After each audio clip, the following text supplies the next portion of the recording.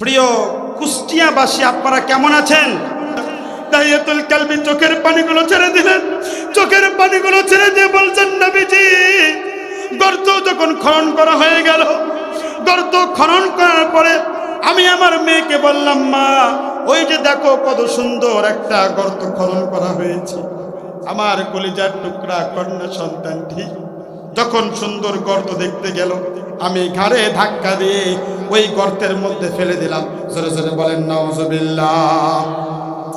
আমার ভাইয়ের, আমার বন্ধুগণ, ও কুষ্টিয়া জেলার দৌলতপুরবাসী, দাহিয়াতুল কালবি রাদিয়াল্লাহু তাআলা আনহু চোখের পানিগুলো ছেড়ে দিয়ে বলছেন, নবীজি, আমার কন্যা সন্তানটি আমাকে আব্বু আব্বু বলে ডাকছে আর বলছে, বাবা, মেয়ে হয়ে জন্ম নেওয়া কি আমার সমাজের ভিতরে অপরাধ?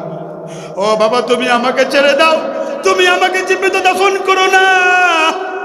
আমার যেই মা 10 মাস 10 দিন গর্ভে ধারণ করেছে, আমার সেই মাকে গিয়ে তুমি কি জবাব দিবা?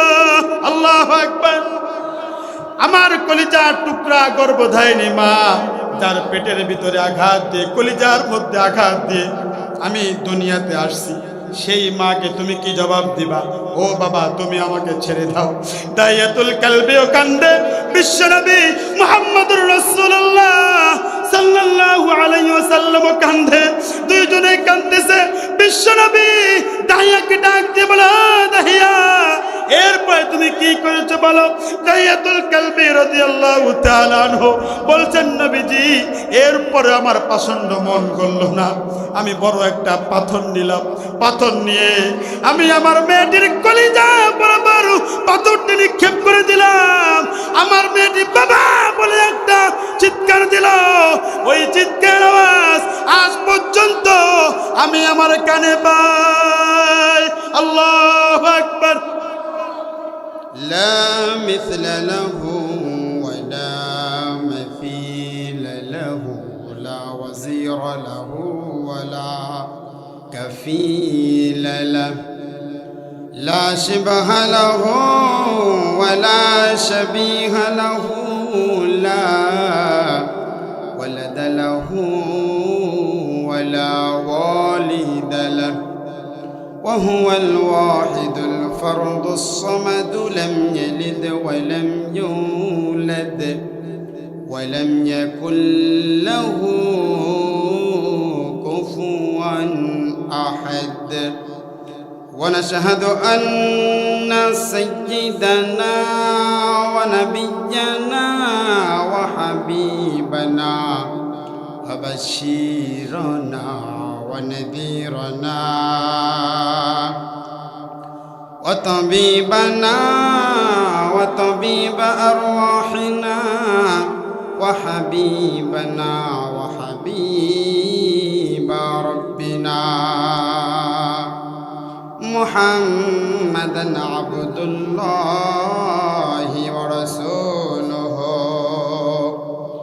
أرسله بالحق بشيرا ونذيرا وداعيا إلى الله بإذنه وسراجا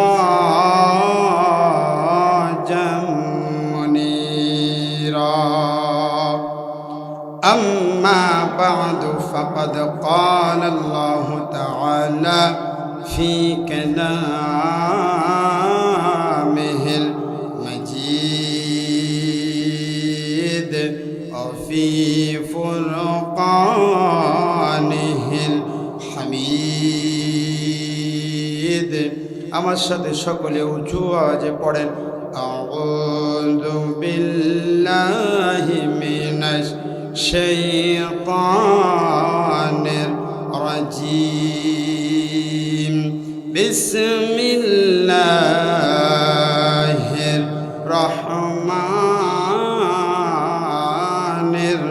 রহিম ইন্নাল্লাযীনা ইয়াতলুনা কিতাবাল্লাহি ওয়া আকামুস সালাতা ওয়া আনফাকু মিম্মা রাযাকনাহুম সিররাও ওয়া আলানিয়াতাই يرجون تجارة لن تبور إن الله وملائكته يصلون على النبي يا أيها الذين آمنوا صلوا عليه وسلموا تسليما সকলে জবান খুলে মদিনাওয়ালার প্রেমকে অন্তরে নিয়ে উঁচু আওয়াজে ভক্তি ভরে আমরা একটু দুরূদ ইব্রাহিম পড়ি আল্লাহুম্মা সাল্লি আলা মুহাম্মদ ওয়া আলা আলি মুহাম্মদ কামা সাল্লাইতা আলা ইব্রাহিম ওয়া আলা আলি ইব্রাহিম ইন্নাকা হামিদুম মাজিদ اللهم بارك على محمد وعلى آل محمد كما باركت على إبراهيم وعلى آل إبراهيم إنك حميد مجيد সকলেই মোহাব্বতে একটু জিকির করি লা ইলাহা ইল্লাল্লাহ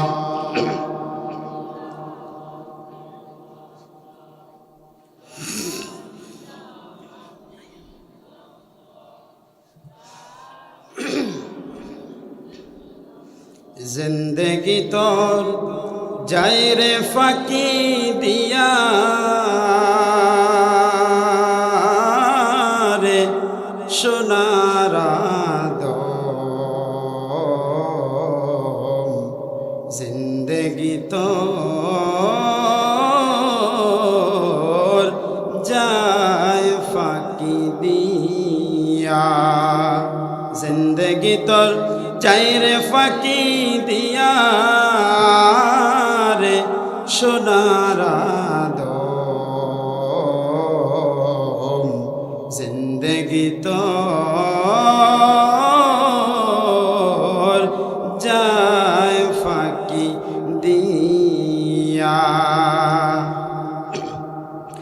ও আদম রে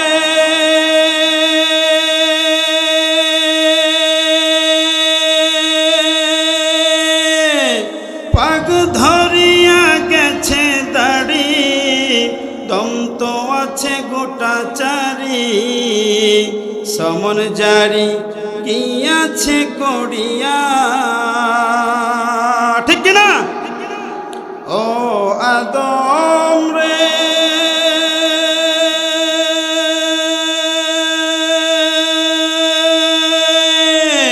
পাগ ধরিয়া গেছে দাড়ি তম তো আছে গোটা চারি সমন জারি কি আছে করিয়া রে সোনার আদম জিন্দগি তোর যায় ফাঁকি দিয়া জিন্দগি তোর যায় রে ফাঁকি দিয়া রে সোনার আদম জিন্দগি তোর যায় ফাঁকি দিয়া মোহাব্বতে লা ইলাহা ইল্লাল্লাহ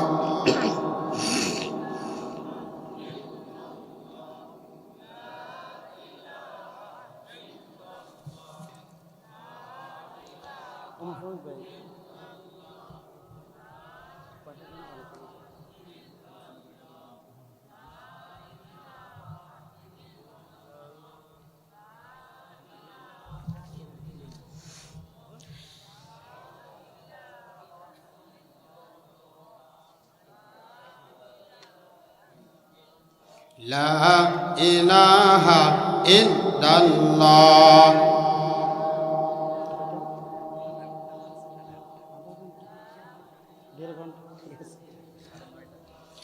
লা ইলাহা ইল্লাল্লাহ মুহাম্মাদুর রাসূলুল্লাহ। সকলে পড়ছি সাল্লাল্লাহু আলাইহি ওয়াসাল্লাম। আলহামদুলিল্লাহ। ঐতিহ্যবাহী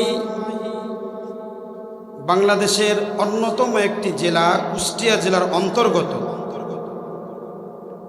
দৌলতপুর থানার অন্তর্গত চরদিয়ার পশ্চিম পাড়া মাদ্রাসা মোহাম্মদিয়া নুরানি হাফিজিয়া মাদ্রাসা ও এলাকাবাসীর উদ্যোগে পঞ্চমতম বার্ষিক তাফসিরুল কোরআন মাহফিলে ও দস্তরবন্দি মাহফিলে আজকের মঞ্চে উপবিষ্ট সম্মানিত সভাপতি সাহেব আলহাজ মোহাম্মদ বজলুর রহমান সাহেব, উনি আছেন? সভাপতি সাহেব নিচে কেন? উপরে উপরে আসেন। আলহামদুলিল্লাহ। তো আজকের মাহফিলের মঞ্চে উপবিষ্ট যোগ্য বুজুর্গ হযরত উলামায়ে কেরাম, সামনে উপবিষ্ট এলাকা থেকে আগত মুরব্বী বাবারা, নওজোয়ান যুবক ভাইয়েরা, কলিজার টুকরা সমবয়সী যুবক বন্ধুগণ, স্নেহের ছোট ভাই ও পদ্মান্তর অবস্থানরতা শ্রদ্ধেয়া সম্মানিতা আবেদা জাকেরা শাকেরা আমার মা ও বোনেরা, আমরা সকলেই মিলে সেই মহান রবের দরবারে শুকরিয়া আদায় করে পড়ছি আলহামদুলিল্লাহ। লক্ষ কোটি দুরুদ ও সালাম আকায়ে নামদার তাজদার মদিনা মররুদুলাল মুহাম্মদ মুস্তাফা, সকলেই জবানটা ছেড়ে দিয়ে পড়ছি সাল্লাল্লাহু আলাইহি ওয়াসাল্লাম। তো সম্মানিত উপস্থিতি, সর্বপ্রথম আমি জানতে চাই, প্রিয় কুষ্টিয়াবাসী আপনারা কেমন আছেন? সকলে ভালো আছেন তো? আলহামদুলিল্লাহ। ভালো আমাদের রাখেন কে? কে রাখেন? আল্লাহ। আমাদের খাওয়ান কে? আমাদের রিজিক দেন কে? যদি সেই স্রষ্টা আল্লাহ তাআলার উপরে কেউ কটূক্তি করে আপনার কেমন লাগবে? কথা বলে। যিনি আমাদের সৃষ্টি করেছেন, যিনি আমাদের লালন করেছেন, যিনি আমাদেরকে এই পৃথিবীতে পাঠিয়েছেন, প্রত্যেকটা মুহূর্তে আমাদের অক্সিজেন সরবরাহ করেন, যদি তার বিরুদ্ধে কেউ বিশুদ্ধার করে, মুসলমান হিসেবে রক্ত কি ঠিক থাকে? কথা বলেন। রক্ত কিন্তু আমারও ঠিক নাই। প্রিয় কুষ্টিয়া জেলা দৌলতপুরবাসী, আপনারা ভালো করে জানেন, এই তো কয়েকদিন হলো সোশ্যাল মিডিয়াতে একটি কথা ঘুরপাক খাচ্ছে, সেটা হলো বাউল আবুল সরকার আমার আল্লাহকে নিয়ে, আমার আল্লাহর অস্তিত্বকে নিয়ে তিনি কুরুচিপূর্ণ মন্তব্য করেছেন। কথা বলেন ঠিক কিনা? আমি একজন মুসলিম হিসেবে, আপনারা একজন মুসলিম হিসেবে, সে যে কুরুচিপূর্ণ মন্তব্যগুলো করেছে ওইগুলো আমি একজন আলেম হিসেবে, আমি মুসলিম হিসেবে আমি এগুলো বলতে পারছি না। কথা বলেন ঠিক কিনা? যারা আপনারা এখন পর্যন্ত দেখেননি, আপনারা ইউটিউবে গিয়ে দেখে নেবেন। আমার ভাইয়েরা, আমার বন্ধুগণ, সেই বাউল ফকির আবুল সরকার, তাকে প্রশাসন গ্রেফতার করেছে, সকলে বলি আলহামদুলিল্লাহ। কিন্তু আজকে আমি কুষ্টিয়া দৌলতপুর থেকে একটি ঘোষণা দিতে চাই, ওই বাউল ফাউল আবুল সরকারকে শুধু গ্রেফতার নয়, যতক্ষণ পর্যন্ত তাকে ধরে ফাঁসি না দিবে ততক্ষণ পর্যন্ত তাওহীদি জনতা বসে থাকবে না। আমি একজন মুসলিম হিসাবে আমি সহ্য করতে পারি না। এটা হলো ইমানের দাবি। কথা বলেন ঠিক কিনা? এটা কোনো রাজনৈতিক আলোচনা নয়। 95% মুসলমানের দেশে আল্লাহ আমাদের সৃষ্টি করেছেন। বিশ্বনবী মুহাম্মদ রাসূলুল্লাহ সাল্লাল্লাহু আলাইহি সাল্লাম আমাদের নবী, কোরআন আমাদের বিধান। এই কোরআনকে নিয়ে সেই বাউল আবুল সরকার বলেছে, কুল আউযু রাব্বিন নাস মালিকিন নাস ইলাহিন নাস। আর সর্বনাশ, আল্লাহ 5 জায়গায় নাসের কথা বলেছে। নাউজুবিল্লাহ। মুসলমান জোরে বলি নাউজুবিল্লাহ, জোরে বলি নাউজুবিল্লাহ।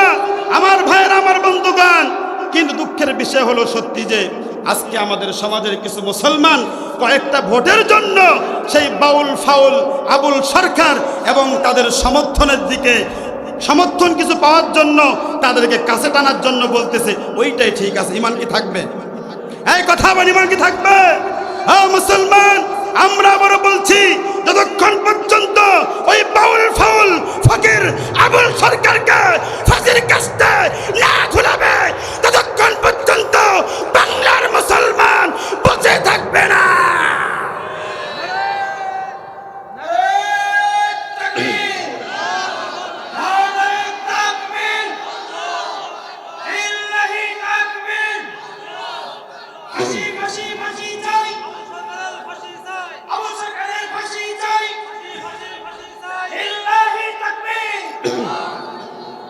আমার ভাইয়েরা, আমার বন্ধুগণ, দেখেন বারবার কষ্ট পাচ্ছেন আপনারা। আমি বয়ানের শুরুতে এই জন্যই বলছি, একজন মুসলিম হিসেবে আমি সহ্য করতে পারছি না। আল্লাহর কোরআনকে নিয়ে ব্যঙ্গ করেছি, আল্লাহর কথাকে সে এমন ভাবে কুরুচিপূর্ণ মন্তব্য করেছে, ওর এই পৃথিবীতে বেঁচে থাকার কোনো অধিকার নাই। কথা বলেন ঠিক কিনা? আজকে যদি একজন খালিদ বিন ওয়ালিদের মতো, ওমরের মতো, আবু বকরের মতো, উসমানের মতো যদি এরকম একজন ইমানে বলিয়ান হয়ে কোন যুবক থাকতো, এতক্ষণ পর্যন্ত আবুল সরকার বেঁচে থাকতো না। কথা বলেন ঠিক কিনা? আমার ভাইয়েরা, আমার বন্ধুগণ, আমরা খুবই শান্ত। কথা বলেন ঠিক কিনা? আমরা তাওহীদি জনতা এখন পর্যন্ত শান্ত আছি বলেই পরিবেশটা এখনো শান্ত আছে। তবে আমরা আইনের প্রতি শ্রদ্ধাশীল। কথা কয় না কে? আইনের প্রতি আমরা শ্রদ্ধাশীল। আমরা ডক্টর মোহাম্মদ ইউনুস সাহেবকে আমরা অনুরোধ জানাবো, তিনি যেন এর সুষ্ঠু তদন্ত করে একটা বিচার করে। কথা বলেন ঠিক কিনা? আমার ভাইরা, আমার বন্ধুগণ, আমি বলছিলাম আপনাদেরকে, আমাদেরকে ভালো রাখেন কে? আল্লাহ। আল্লাহর জমিনে কার আইন চলবে? কথা বলেন। আল্লাহর হুকুম চলবে ইনশাআল্লাহ, ইনশাআল্লাহ। আলহামদুলিল্লাহ। সম্মানিত উপস্থিতি, আমি আর ভূমিকা বাড়াবো না। আমি আমার খুতবার ভিতরে সূরাতুল ফাতিরের 29 নম্বর আয়াতে কারিমা তেলাওয়াত করেছি। ইনশাআল্লাহ উক্ত আয়াতকে সামনে রেখেই আমি আপনাদের সামনে দু চারটি কথা বলে যতক্ষণ পর্যন্ত আমাকে আল্লাহ তাআলা আপনাদের সামনে বসিয়ে রাখেন, ইনশাআল্লাহ আপনারা দোয়া করবেন এমন কিছু কথা যেন আমার জবান দিয়ে আল্লাহ তাআলা বের করে দেয়, যাতে করে আমার জন্য এবং আপনাদের জন্য নাজাতের ওসিলা হয়ে যায়। সকলে বলে আমিন। কথা বলবো কোথায় থেকে?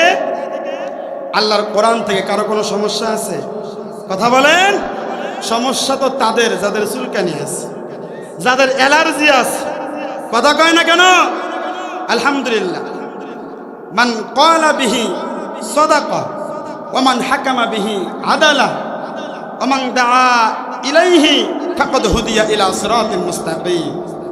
অর্থাৎ যে কোরআন থেকে কথা বলে সে পৃথিবীর মধ্যে সবচেয়ে দামি কথা বলে। আলহামদুলিল্লাহ বলেন। ওয়া মান হাকামা বিহি আদালা, যে কোরআন থেকে বিচার করে সে সঠিক বিচার করে। ওয়া মান দাআ ইলাইহি ফাকাদ হুদিয়া ইলা সিরাতিম মুস্তাকিম, এবং যে কোরআনের পথে মানুষদেরকে ডাকে সে সিরাতুল মুস্তাকিম অর্থাৎ সঠিক পথে ডাকে। আলহামদুলিল্লাহ বলেন। এই জন্য যেহেতু তাফসিরুল কোরআন মাহফিল, এখানে তাফসিরি করতে হবে কোরআন থেকে। কথা বলেন ঠিক কিনা? আমি যে আয়াতে কারিমা তেলাওয়াত করেছি, সূরার নাম কি বলেন তো? সূরা আল ফাতির। আয়াত নাম্বার কত? 29। আয়াত নাম্বার কত? 29। ইনশাআল্লাহ আমরা উক্ত আয়াতে আমরা সরাসরি চলে যাই। আল্লাহ রাব্বুল আলামিন পবিত্র কোরআনুল কারীমের মধ্যে বলেন, ইন্নাল্লাযীনা ইয়াতলুনা কিতাবাল্লাহি ওয়া আকামুস সালাতা ওয়া আনফাকু মিম্মা রাযাকনাহুম সিররাও ওয়া আলানিয়াতান ইয়ারজুনা তিজারাতান লান তাবুর। আল্লাহু আকবার। আল্লাহ রাব্বুল আলামিন সূরাতুল ফাতিরের 29 নম্বর আয়াতে কারিমার ভিতরে এই পৃথিবীর সমস্ত মানুষদেরকে উদ্দেশ্য করে বলে, ও দুনিয়ার মানুষ শোনো, এই আয়াতে কারিমার মধ্যে আমি আল্লাহ রাব্বুল আলামিন তোমরা বান্দার সাথে আমি আল্লাহ তাআলা তিনটা বিজনেস করব। কথা বলেন কয়টা বিজনেস? তিনটা বিজনেস করব। ও দুনিয়ার মানুষ ভালো করে শোনো, এই পৃথিবীতে এমন কোনো ব্যবসা নাই যেই ব্যবসার মধ্যে লস নাই। কথা বলেন ঠিক কিনা? যারা ব্যবসায়ী আছেন কারা কারা হাত তোলেন তো? ব্যবসা করেন, ব্যবসা করেন বা দোকানদারিও তো ব্যবসা। কথা বলে না কেন? দোকানদারি ব্যবসা না? ধান পাট কেনেন, এগুলোও কি ব্যবসা না? আচ্ছা বলেন তো, এই পৃথিবীতে এমন কোনো বিজনেস আছে, এমন কোনো ব্যবসা আছে যে ব্যবসার ভিতরে কোনো লস নেই? কেউ বলতে পারবেন? কথা বল, আমার কথা কি আপনারা বুঝতে পারছেন? একটু হা হু কইলেন। যদি হা হু না করেন তাহলে তো আমি বুঝবো কবরস্থানে বসে কথা বলছে। কথা বলে না, কথায় কথা মনে পড়ে না, বলেও পারি না। আপনারা ওরকম শ্রোতা না তো বক্তাকে রেখেই চলে যাবেন? কারা কারা যাবেন হাত তোলেন তো? বক্তাকে রেখে চলে যাবেন? আলহামদুলিল্লাহ বলেন না আলহামদুলিল্লাহ। এক বক্তা ওয়াজ করতেছে, ওয়াজ করতে করতে কান্নার ওয়াজ করতেছে, মাশাআল্লাহ। চোখ বন্ধ করে এমন ওয়াজ শুরু করছে, রাত্র গভীর হয়ে গেছে, চোখটা খুলে দেখে কেউ নাই, সামনে মাত্র একজন। কয়জন? হুজুর বলছেন, ও বাবা, আমার ওয়াজ কেউ শুনুক বা না শুনুক, তুমি বড় আল্লাহওয়ালা। ওই লোকটা চোখগুলো বড় বড় করে মাজার ভিতরে গামছা বেঁধে বলছে, হুজুর আমি আল্লাহওয়ালা না, আমি হলাম মাহিকওয়ালা। আল্লাহু আকবার। এরকম করবেন না তো ইনশাআল্লাহ। কুষ্টিয়াবাসী এই কুষ্টিয়াবাসী হলো কোরআন প্রেমিক। কথা বলেন ঠিক কিনা? অন্য অন্য জেলার মানুষ ভুল করলেও কুষ্টিয়া জেলার মানুষ আপনাদের প্রতিজ্ঞা করেন, পৃথিবীর যেই স্থানে, যেই জায়গায়, বাংলাদেশের যেই জায়গায়, যেই স্থানে কোরআনকে অবমাননা করা হবে, ইনশাআল্লাহ রুখে দাঁড়াবো। রাজি আছি মুসলমান? রাজি আছে তো ইনশাআল্লাহ? আলহামদুলিল্লাহ। আমার ভাইয়েরা, আমার বন্ধুগণ, আপনাদেরকে বলছিলাম আল্লাহ রাব্বুল আলামিন এই আয়াতে কারিমার ভিতরে তিনটা বিজনেসের কথা বলেছেন।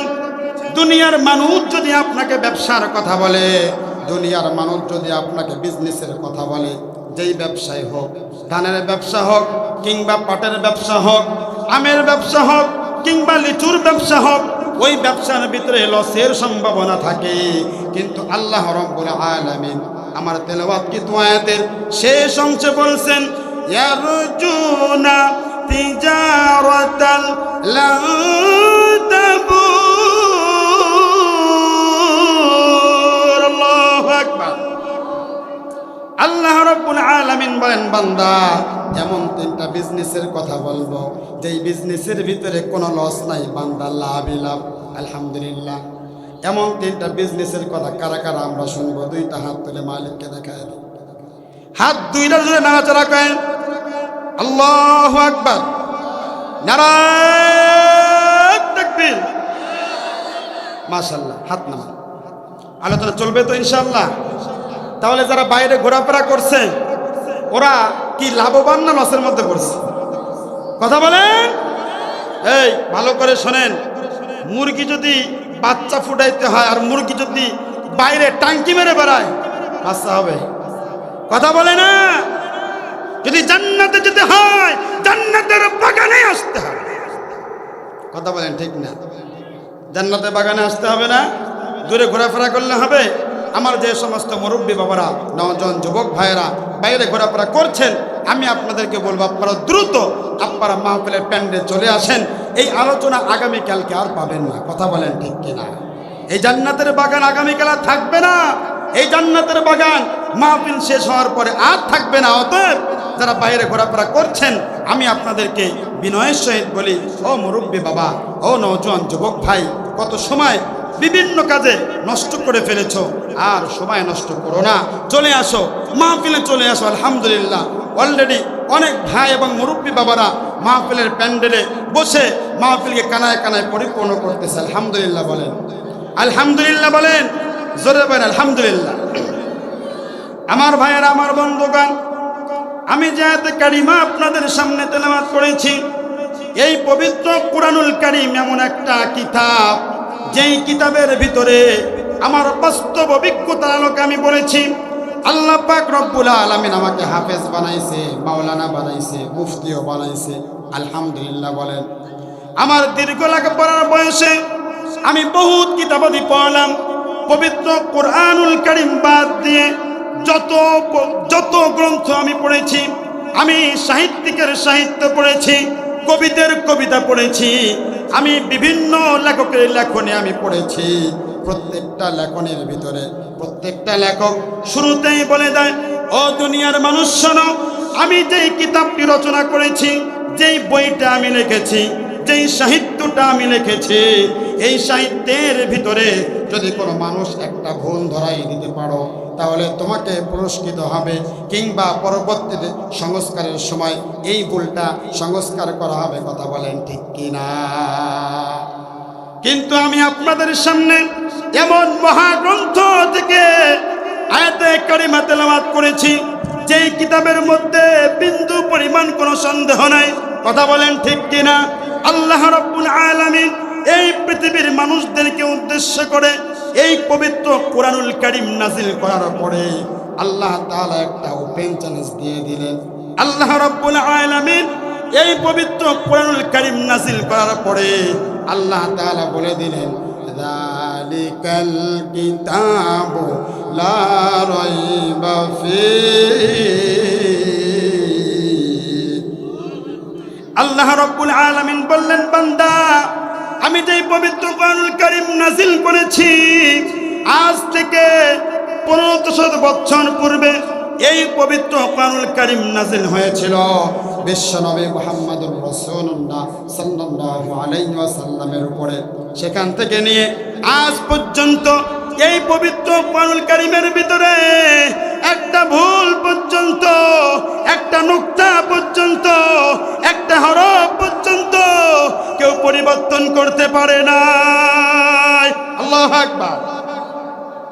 এমন কিছু তো তাই নয়, এই পবিত্র কোরআনুল কারীমের মতো কোনো কিতাব আজ পর্যন্ত কেউ লিখতে পারে নাই। সুবহানাল্লাহ বলবেন না? আপনাদের সুবহানাল্লাহর আওয়াজ শুনে বোঝা যায় আপনারা অনেকেই মনে হয় পারবেন। এইদিকে মনে আওয়াজ দেয় না, পারবেন? সম্ভব কোনোদিন? যাই হোক, কথায় কথা মনে পড়ে না বলেও পারি না। বলবো? খারাপ লাগছে আপনাদের? শোনেন, আবু জেহেল, উতবা, সাইবা তারা চিন্তা করলো, মুহাম্মদ এত সুন্দর করে এই আয়াতগুলো বলে, প্রত্যেকটা আয়াতের সাথে প্রত্যেকটা আয়াতের মিল। কথা বলেন ঠিক কিনা? তাই না? কুল আউযু বিরাব্বিল ফালাক মিন শাররি মা খালাক আছে কি নাই?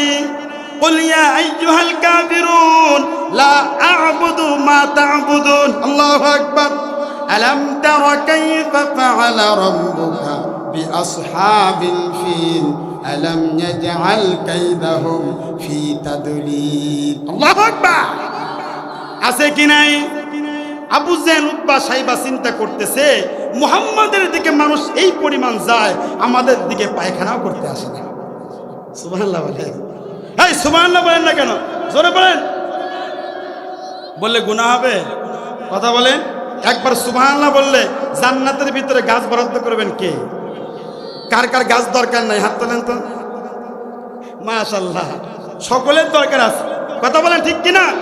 আবু জেহেল, উতবা, সাইবা তারা চিন্তা করছে, মুহাম্মাদের মতো একটা কিতাব বানাইলেই তো হয়, আর মুহাম্মাদের দিকে কেউ যাবে না।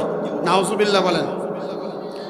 আমার ভাইয়েরা, আমার বন্ধুগণ, আবু জেহেল, উতবা, সাইবা পরামর্শ করলো। পরামর্শ করার পরে এই সিদ্ধান্তে উপনীত হলো, মক্কা মদিনার ভিতরে সবচাইতে যারা বড় বড় সাহিত্যিক আছে, যারা কবি আছে, তাদেরকে একত্রিত করলো। তাদেরকে একত্রিত করার পর তাদেরকে বলে দিল, যত টাকা লাগে আমরা দেব। কথা কয় না? যত টাকা লাগে আমরা দিব। মুহাম্মাদের মতো একটা কিতাব বানাও, মুহাম্মাদের সাথে আমরাও পাল্লা দেব। নাউজুবিল্লাহ বলে। মক্কার সমস্ত কবিদেরকে একত্রিত করলো, সাহিত্যিকদেরকে একত্রিত করলো, মক্কার বড় বড় লেখকদেরকে একত্রিত করার পরে মুহাম্মদ সাল্লাল্লাহু আলাইহি ওয়াসাল্লামের মতো একটা কিতাব তারা রচনা করবে, এমন একটা কিতাব রচনা করার জন্য তাদেরকে ডাক দেওয়া হলো। ডাক দিয়ে একটা রুমের ভিতরে তাদেরকে বসানো হলো। বসিয়ে আবু জেহেল উতবা সাইবা বলল, টাকা যত লাগে আমরা দেব, কোনো টেনশন নাই। তোমার বউয়ের খোঁজ খবর নিব, তোমার বাচ্চার খোঁজ খবর নিব, তোমার পরিবারের সকলের খোঁজ খবর নিব। তোমরা শুধুমাত্র কেবলমাত্র আমাদের মুহাম্মাদের কিতাবের মতো একটা কিতাব বানাও। নাউজুবিল্লাহ বলেন। তারা সকলে চেষ্টা করলো, মেহনত করলো, শেষ পর্যন্ত সমস্ত কবিরা, সমস্ত সাহিত্যিকরা এই সিদ্ধান্তে উপনীত হলো, আরে সর্বনাশ, মুহাম্মদ যেই কিতাব আমাদের সামনে পড়ে, মুহাম্মদ যেই কালাম আমাদের সামনে পড়ে, এরকম কালাম তো আমরা বানাইতে পারবো না। অতএব তারা ছোট্ট একটি সূরা তো নয়, একটা কবিতা বানাইলো। ইন্না আ'তাইনাকাল কাউসার লাইসা হাযা কালামুল বাশার।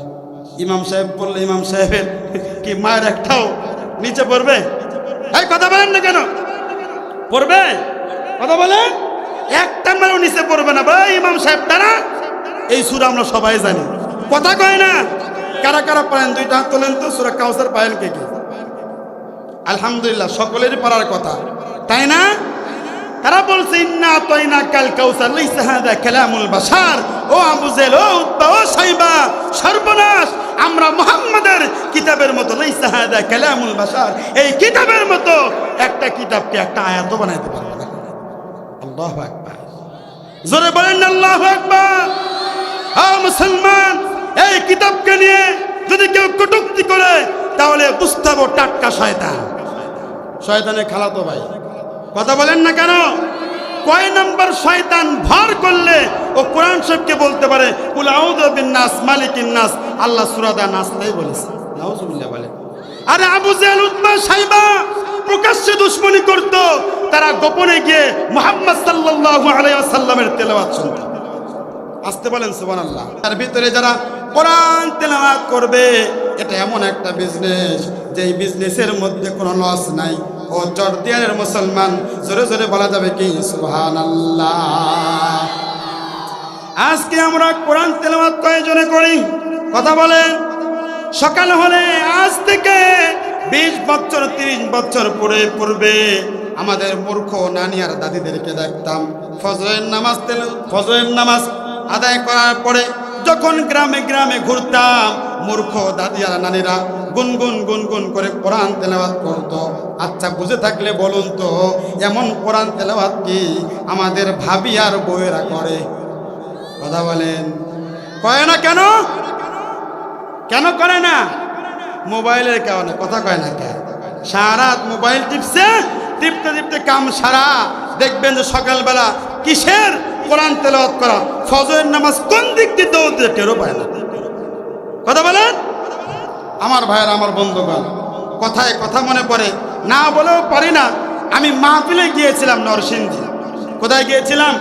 নরসিংদী। আলহামদুলিল্লাহ, আপনাদের দুয়ার বরকতে এখানে আমার বন্ধুরাও এখানে আছে, তারাও মোটামুটি জানে। দীর্ঘ 8 দিনের মাহফিলের সফর উত্তরবঙ্গে করেছি। আমি কিন্তু ভেড়ামারায় থাকি, আমার বাড়ি গাইবান্ধা হলেও ভেড়ামারায় আমি থাকি, ওখান থেকে আমি আসছি। 8 দিনের সফর শেষ করে আলহামদুলিল্লাহ, আমি ক্ষুদ্র মানুষ, ছোট মানুষ, আগামীকালকে আবার যাব যশোর। আলহামদুলিল্লাহ বলেন, সবই আপনাদের দোয়ার বরকত। তো নরসিংদী গিয়েছিলাম মাহফিলে। তো সেখানে এক মুরব্বী চাচার সাথে দেখা। সে বলছে যে হুজুর, আমার মেয়ের জন্য একটু দোয়া করেন। আমি বললাম, মেয়ের জন্য দোয়া করব? মেয়েকে বিয়ে দিয়েছেন কোথায়? হুজুর, আমার বাড়ি তো নরসিংদী, মেয়েকে বিয়ে দিছি আপনাদের উত্তরবঙ্গ গাইবান্ধায়। আমি বললাম, আরে সর্বনাশ, এই নরসিংদী কোথায় গাইবান্ধা? এখানে কি? এখানে অনেক দূর। কেমনে? ঘটককে পকেট থেকে মোবাইল বের করে বলতেছে এটাই ঘটক। কথা কয় না? এই যে মোবাইল, কত প্রবাসী তার বউ হারাইল। কথা বলেন, ঠিক না বেটি? এই আস্তে ঠিক বললেও ঠিক, জোরে বললেও ঠিক। জোরে বলেন না ঠিক? কষ্ট পাচ্ছেন আপনারা? কষ্ট পাচ্ছেন? তুমি যার লাগিয়া এমবি ভরো, তার তো বাটন ফো। কথা কয় না? তুমি যার লাগিয়া এমবি ভরো তার তো বাটন ফোন। কেমন করে বুঝবে রে সে, কেমন করে বুঝবে রে সে ডিজিটাল তোর মন। তুমি যার লাগিয়া, বলেন না, তুমি যার লাগিয়া এমবি ভরো তার তো বাটন ফোন। মেসেজ দিলি সেন্ড করে না, দেয় না তোর রিপ্লাই। কথা বলেন ঠিক না? মেসেজ দিলি সেন্ড করে না, দেয় না তোর রিপ্লাই। আমার ভাইরা, আমার বন্ধুগণ, এই যে মোবাইল, এই মোবাইল আসার পরে কত প্রবাসী তার বউ হারাইছে তার ঠিক নাই। কথা বলেন ঠিক কিনা? আমার ভাইরা, আমার বন্ধুগণ, এই যে মোবাইল থাকে, এখানে আলাপ হয় দেশের আরেক প্রান্তে থেকে। কথা বলেন। এই জন্য আমার ভাইয়েরা, আমার বন্ধুগণ, এই মোবাইল উপকারীর দিকও আছে, ক্ষতির দিকও আছে। আমরা উপকারীর দিকগুলোকে নেব, ক্ষতির দিকগুলোকে আমরা নেব না। কথা বলেন ঠিক কিনা? আমার ভাইয়েরা, যখন মোবাইল ছিল না, ওই সময়ে মুরব্বী বাবারা, 9 জন যুবক ভাইয়েরা নামাজ পড়তো, নামাজের পরে কোরআনটা খুলতো, কোরআনটা খুলে কোরআন তেলাওয়াত করতো। কথা বলেন ঠিক কিনা? করতো কি করতো না? আর এখন সময় পাইলে পকেট থেকে মোবাইল বের করে দেখে যে জরিনা একটা মেসেজ দিল দেখি। কথা বলেন ঠিক কিনা? আমার ভাইয়েরা, আমার বন্ধুগণ, খবরদার, মোবাইলের ভালো দিকটা আমরা নেব, খারাপ দিক আমরা নেব না। ইনশাল্লাহ বলেন, ইনশাল্লাহ বলেন। আমার ভাইয়েরা, আমার বন্ধুগণ, এই পবিত্র কুরআনুল কারীমের তেলাওয়াত, এই পবিত্র কুরআনুল কারীমের তেলাওয়াত এমন একটা জিনিস, এই কোরআনের সাথে যেই লেগেছে, এই কোরআনের সংস্পর্শে যেই মানুষটা এসেছে, আল্লাহ রাব্বুল আলামিন তাকেই দামি বানিয়ে দিয়েছে। জোরে জোরে বলেন সুবহানাল্লাহ। আমার ভাইয়েরা, আমার বন্ধুগণ, আজ থেকে 1500 বছর পূর্বে মক্কার যেই মানুষগুলো ছিল, যাদেরকে বলা হতো আইয়ামে জাহিলিয়া, যাদেরকে বলা হতো জাহান্নামের গেট, যখন নাকি কোরআন শরীফ আসলো, এই কোরআন শরীফ আসার পরে মানুষগুলো এত দামি হয়ে গেল, প্রত্যেকটা মানুষকে সোনালী যুগের মানুষ বলা হতো। কথা বলেন ঠিক কিনা? ওমরের মতো মানুষ জাহান্নামের কীট ছিল। কথা বলেন ঠিক কিনা? ছিল কি ছিল না?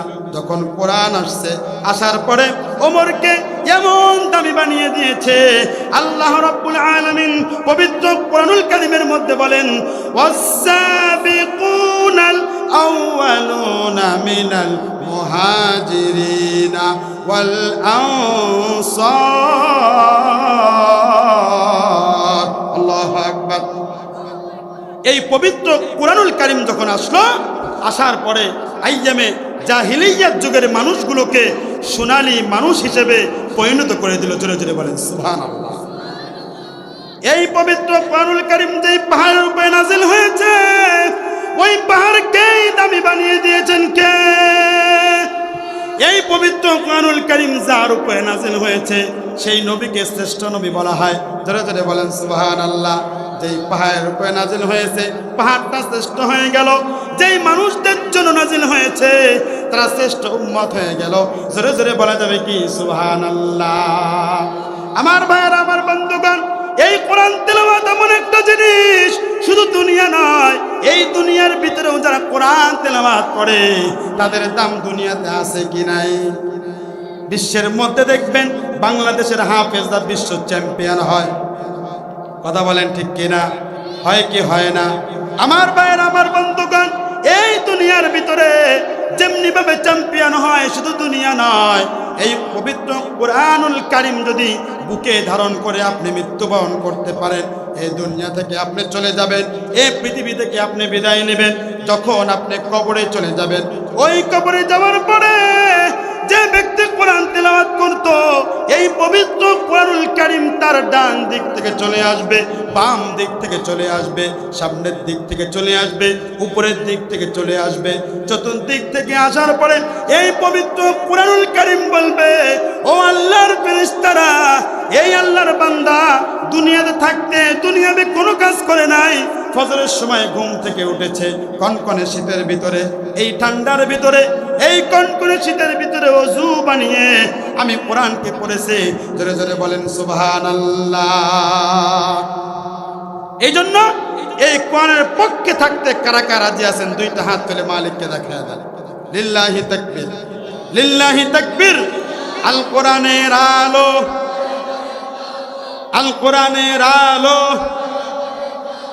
গান বাজনার আলো। মাশাআল্লাহ, কুষ্টিয়া বাজে খুব চালাক। আলহামদুলিল্লাহ বলেন। ওই যে শুরুতেই বললাম কুষ্টিয়ার মাটি কোরআনের, কুষ্টিয়ার মাটি হাদিসের ঘাটি। আলহামদুলিল্লাহ বলেন, জোরে বলি আলহামদুলিল্লাহ। জিকির করে লা ইলাহা ইল্লাল্লাহ।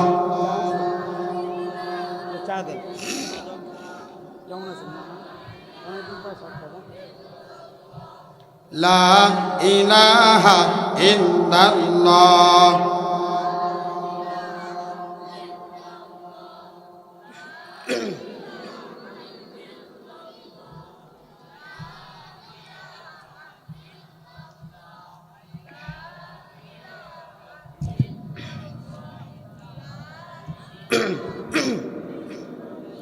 লা ইলাহা ইল্লাল্লাহ।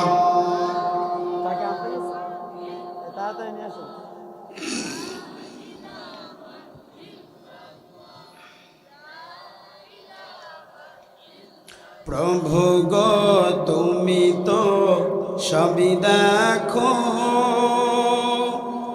আর কত জুলুম সইব, ওদের অত্যাচার সহে না, আমাদের কি বিজয় দিবে না। প্রভু গো তুমি তো সবই দেখো, আর কত জুলুম সইব, ওদের অত্যাচার সহে না, আমাদের কি বিজয় দিবে না। জোরে বলি লা ইলাহা ইল্লাল্লাহ। তোমার ছোট ফোনটা দাও তো।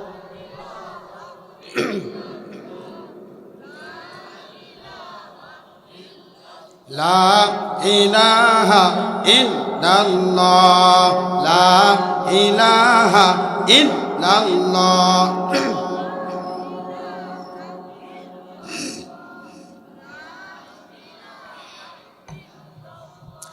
লা ইলাহা ইল্লাল্লাহ মুহাম্মাদুর রাসূলুল্লাহ। আমার ভাইয়েরা, আমার বন্ধুগণ, আমি আপনাদের সামনে আল্লাহ রাব্বুল আলামিনের তিনটা বিজনেসের ভিতরে এক নম্বর বিজনেসের কথা বললাম। ইন্নাল্লাযীনা ইয়াতলুনা কিতাবাল্লাহ, যারা কোরআন তেলাওয়াত করে তারা এমন একটা ব্যবসা করে আল্লাহর সাথে, যেই ব্যবসার ভিতরে কোনো লস নাই। ওই ব্যবসাটা করলে আল্লাহর সাথে সোজা আল্লাহর জান্নাতে চলে যাবেন। জোরে জোরে বলেন সুবহানাল্লাহ। বিশ্বনবী মুহাম্মদুর রাসূলুল্লাহ সাল্লাল্লাহু আলাইহি ওয়াসাল্লামের জামানায় যেই সাহাবারা জাহান্নামের কীট ছিল ইসলাম ধর্ম আনয়ন করার পূর্বে, ইসলাম ধর্ম আনার পরে তারা কোরআন তেলাওয়াত করে, কোরআন তেলাওয়াত করে এমন সোনালী মানুষ হয়ে গেল, একদম জাহান্নামী ছিল। ওই জাহান্নামী মানুষগুলো জান্নাতি মানুষ হিসেবে পরিণত হয়ে গেল। জোরে জোরে বলেন সুবহানাল্লাহ। বিশ্বনবী মুহাম্মদুর রাসূলুল্লাহ সাল্লাল্লাহু আলাইহি ওয়াসাল্লামের জামানায় একজন সাহাবা ছিল যার নাম ছিল দাহিয়াতুল কলবি। নাম কি ছিল? দাহিয়াতুল কলবি রাদিয়াল্লাহু তাআলা আনহা। দেখেন, ইসলাম এমন একটা জিনিস, আপনি যদি আপনার নামটা ওই জাহান্নামের খাতায় থেকেও থাকে, ইসলাম এমনভাবে আপনাকে পরিশুদ্ধ করে দিবে, কোরআন আপনাকে এমনভাবে পরিশুদ্ধ করে দিবে, আপনি একদম সোজা পরিশুদ্ধ হয়ে আল্লাহর জান্নাতে চলে যাবেন। জোরে জোরে বলেন সুবহানাল্লাহ। ঘটনা আপনারা সকলে জানেন, তারপরেও বলছি। ও কুষ্টিয়া জেলার দৌলতপুরবাসী দাহিয়াতুল কলবি রাদিয়াল্লাহু তাআলা আনহু সদা সর্বদা বিশ্বনবীর সামনে এসে কান্নাকাটি করতেন। দাহিয়াতুল কালবি রাদিয়াল্লাহু তাআলা আনহু বিশ্ব নবীর সামনে এসে বলে, নবীজি আমি এমন একটা অন্যায় করেছি, আমার মনে হয় আল্লাহ রাব্বুল আলামিন আমারে কোনোদিন মাফ করবে না। বিশ্ব নবী মুহাম্মদুর রাসূলুল্লাহ সাল্লাল্লাহু আলাইহি ওয়াসাল্লাম দাহিয়াকে ডাক দিয়ে বলে, দাহিয়া কি এমন অন্যায় করেছো, কি এমন অবিচার করেছো, তুমি নিজেই তোমার উপর থেকে নৈরাশ হয়ে যাচ্ছ, কিন্তু আমার আল্লাহ তো এরকম না। আমার আল্লাহ তাআলা পবিত্র কোরআনুল কারীমের মধ্যে বলেছেন, লা তাকনাতু মির রাহমাতিল্লাহ, বান্দা আমার রহমত থেকে তোমরা কখনো নৈরাশ হও না। জোরে জোরে বলা যাবে কি সুবহানাল্লাহ। দাহিয়াতুল কালবি রাদিয়াল্লাহু তাআলা আনহু বিশ্বনবী মুহাম্মদুর রাসূলুল্লাহ সাল্লাল্লাহু আলাইহি ওয়াসাল্লামের সামনে এসে কান্দে আর বলে, নবীজি আমি এমন একটা অন্যায় করেছি, আমার মন বলে আমার সব অপরাধ মাফ করলেও আল্লাহ রাব্বুল আলামিন আমার এই অপরাধটা আল্লাহ মাফ করবে না। বিশ্বনবী মুহাম্মদুর রাসূলুল্লাহ দাহিয়াকে আবার ডাক দিয়ে বলে, দাহিয়া কি এমন অন্যায় করেছো, কি এমন জুলুম করেছো, তুমি একটু আমাকে খুলে বলো। দাহিয়াতুল কালবি রাদিয়াল্লাহু তাআলা আনহু চোখের পানিগুলো ছেড়ে দিয়ে বলছেন, নবীজি আমি যখন ইসলাম ধর্ম গ্রহণ করে নাই অনেক আগের কথা, আমার স্ত্রী গর্ভবতী ছিল, সন্তান সম্ভাবনা ছিল। আমি আমার স্ত্রীকে বললাম, ও স্ত্রী ভালো করে শুয়ে রাখো, কন্যা সন্তান হলে জীবিতই দাফন করে দিবা, আর যদি পুত্র সন্তান হয় এই সন্তানকে ভালো করে মানুষ করবা, শিক্ষিত করবা, এই সন্তানকে আদর দিয়ে যত্ন দিয়ে মানুষ করবা। ওই সময়ে দাহিয়াতুল কালবি চোখের পানিগুলো ছেড়ে দিয়ে বলছেন, নবীজি আমি ব্যবসার উদ্দেশ্যে চলে গেলাম, ব্যবসার উদ্দেশ্যে যাওয়ার পরে আমি অনেক বছর পরে যখন আমার বাড়িতে আসলাম, আসার পরে আমি আমার বাড়ির উঠানের মধ্যে দেখি সুন্দর ফুটফুটে একটা কন্যা সন্তান দাঁড়িয়ে আছে। আলহামদুলিল্লাহ বলে, এখানে কন্যা সন্তান কার কার আছে দুইটা হাত তোলেন, আলহামদুলিল্লাহ বলেন। বিশ্বনবী মুহাম্মদুর রাসূলুল্লাহ সাল্লাল্লাহু আলাইহি ওয়াসাল্লাম বলেন, সাহাবারা যারা একটা কন্যা সন্তান আছে সে একটা জান্নাতের মালিক। আসতে বলেন সুবহানাল্লাহ। যারা ছেলে আছে ওরা সুবহানাল্লাহ বলছে না। সাহাবায়ে কেরাম আবার জিজ্ঞাসা করতেছে, নবীজি যার দুইটা সন্তান কন্যা সন্তান তার কয়টা জান্নাত? বিশ্বনবী বললেন তার দুইটা জান্নাত। সুবহানাল্লাহ বলেন। সাহাবায়ে কেরাম বলছেন, নবীজি যদি আবার কন্যা সন্তান হয়? বিশ্বনবীজি ডাক দিয়ে বলছে, ও সাহাবারা ভালো করে শুনে রাখো, একটা দুইটা তিনটা নয়, যতগুলি কন্যা সন্তান হবে, কন্যা সন্তানকে মানুষের মতো মানুষ বানাইতে পারলে, শিক্ষিত বানাইতে পারলে, কন্যা সন্তানগুলোকে ভালোভাবে মানুষ করতে পারলে, একটা দুইটা আর তিনটা নয়, যতগুলি কন্যা সন্তান হবে আল্লাহ তাআলা ততগুলি জান্নাত দেবেন। জোরে জোরে বলা যাবে কি সুবহানাল্লাহ। এখন কি আমরা আমাদের সন্তানগুলোকে কোরআন শিখাই? কথা বলেন, কোরআন শিখাই? কোরআন আমরা শিখাই না। সর্বনাশ, এক জায়গায় গেলাম মাহফিলে, যাওয়ার পরে বলছে, হুজুর আমার মেয়ের জন্য দোয়া করে দেন, মেয়ে আমার কথা শোনে না। বললাম, মেয়ের কোরআন শিখাইছেন? বলেন না। কি করেছেন? হুজুর স্কুলে পড়াইছি আর ড্যান্সের ক্লাসে ভর্তি করাই দিছি। নাউজুবিল্লাহ বলেন। নাচ শেখে, শিল্পকলা, সেখানে ভর্তি করাই দিছি। নাউজুবিল্লাহ বলেন না। একজন মেয়েকে শিক্ষিত করতে পারলে, কোরআনের শিক্ষায় শিক্ষিত করতে পারলে, হাদিসের শিক্ষায় শিক্ষিত করতে পারলে, এই মেয়েকে যদি একটা সুপাত্রের সাথে বিবাহ দেওয়া যায়, ওই মেয়ে কোনদিন সলিমুদ্দিন কলিমুদ্দিনের প্রেমে পড়ে দৌড় দেবে না। কথা বলেন ঠিক কিনা? আজকে আমাদের সমাজের কিছু বাস্তব কথা বলে যায়।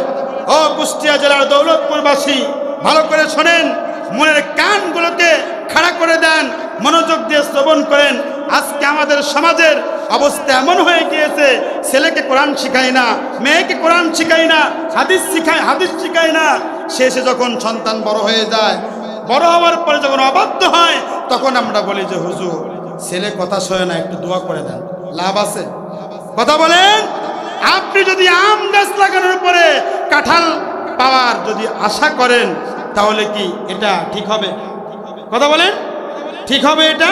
এটা কখনোই ঠিক হবে না।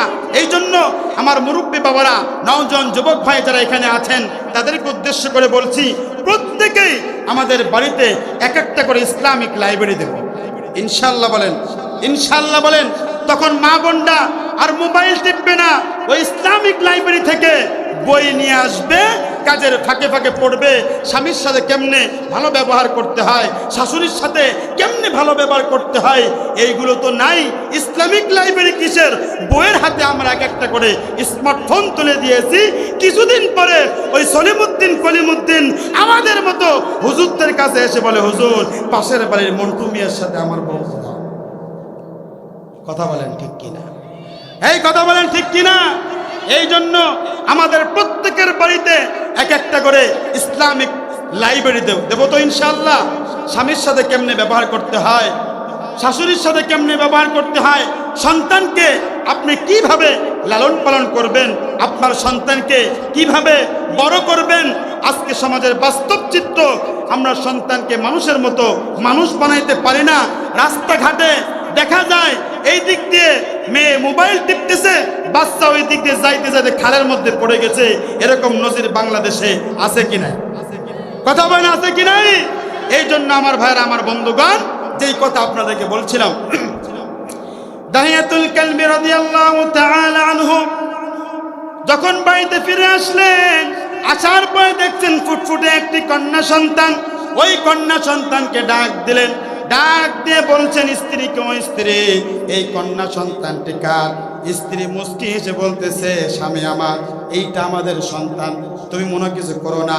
একজন ছেলের চাইতে এই কন্যা সন্তানটা অনেক ভালো, তোমার অনেক খেদমত করবে।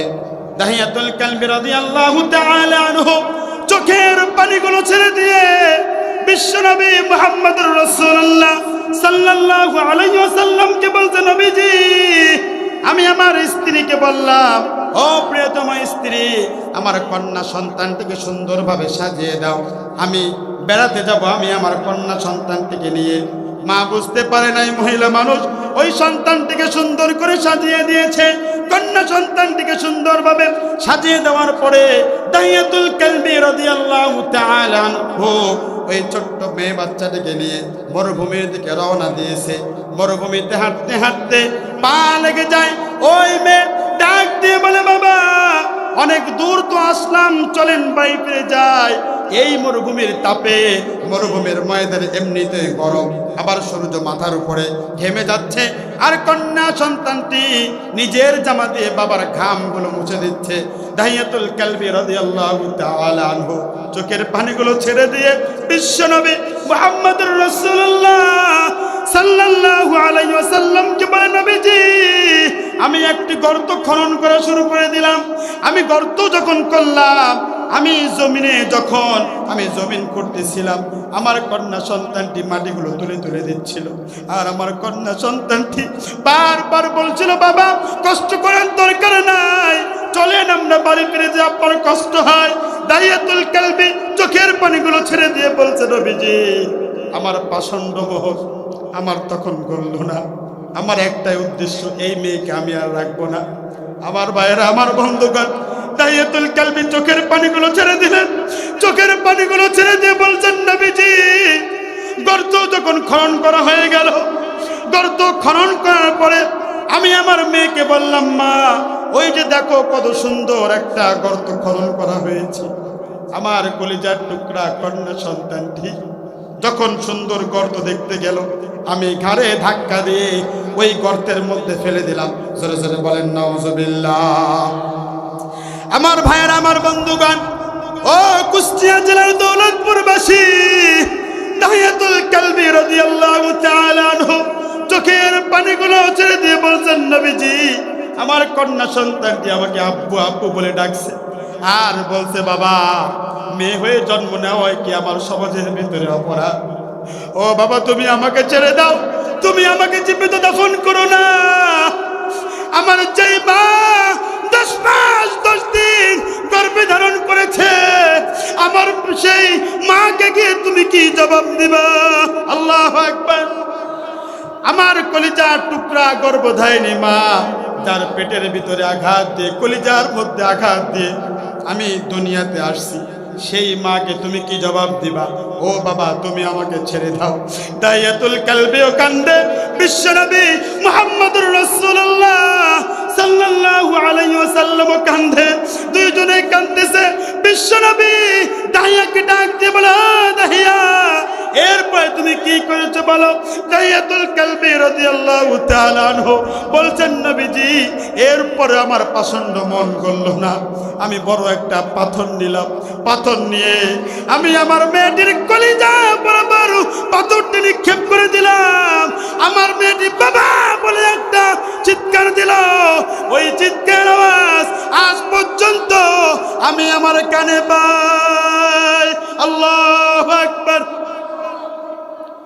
আমার ভাইরা, আমার বন্ধুগণ, দাইয়াতুল কালবি রাদিয়াল্লাহু তাআলা আনহু ঘটনাগুলো যখন বলছিলেন, বিশ্বনবী মুহাম্মদুর রাসূলুল্লাহ সাল্লাল্লাহু আলাইহি ওয়াসাল্লাম চোখের পানি ছাড়ছিলেন। বিশ্বনবী তাকে ডাক দিয়ে বলে, ও দাহিয়া, এর চাইতেও যদি বড় কোনো অন্যায় করে থাকো, ইসলাম তোমাকে তোমার জীবনের সব গুনাহগুলো মাফ করে দেবেন। জোরে জোরে বলা যাবে কি সুবহানাল্লাহ। আমার ভাইরা, আমার বন্ধুগণ, আজকে সমাজের ভিতরে যারা আজকে নারীর অধিকার নিয়ে যারা কথা বলতেছে, তাদের উদ্দেশ্য নারীর অধিকার নয়, তাদের উদ্দেশ্য হলো আমার দেশের সমাজের পদ্মানিসীন মহিলাদেরকে রাস্তায় নামানো। কথা বলেন ঠিক কিনা? ইসলাম বাদে অন্য কোন ধর্ম একজন নারীকে পরিপূর্ণ নারীর অধিকার দিতে পারে নাই। কথা বলেন ঠিক কিনা? ইসলাম নারীর অধিকার দিয়েছে। আইয়ামে জাহিলিয়াতের যুগে নারীর কোনো অধিকার ছিল না। আমি আমার পদ্মা অঞ্চলে মা বোনদেরকে বলছি, ও মা, ও কলিজার টুকরা মা, তোমাদেরকে উদ্দেশ্য করে বলছি, এই পৃথিবীতে যারা আজকে স্লোগান দেয় নারীর অধিকার, নারীর অধিকার বলে যারা তোমাদেরকে রাস্তায় নামাচ্ছে, তাদের উদ্দেশ্য নারীর অধিকার নয়, তোমাকে রাস্তায় নামিয়ে তোমাকে বেশ্যা বানাবে। কথা বলেন ঠিক কিনা?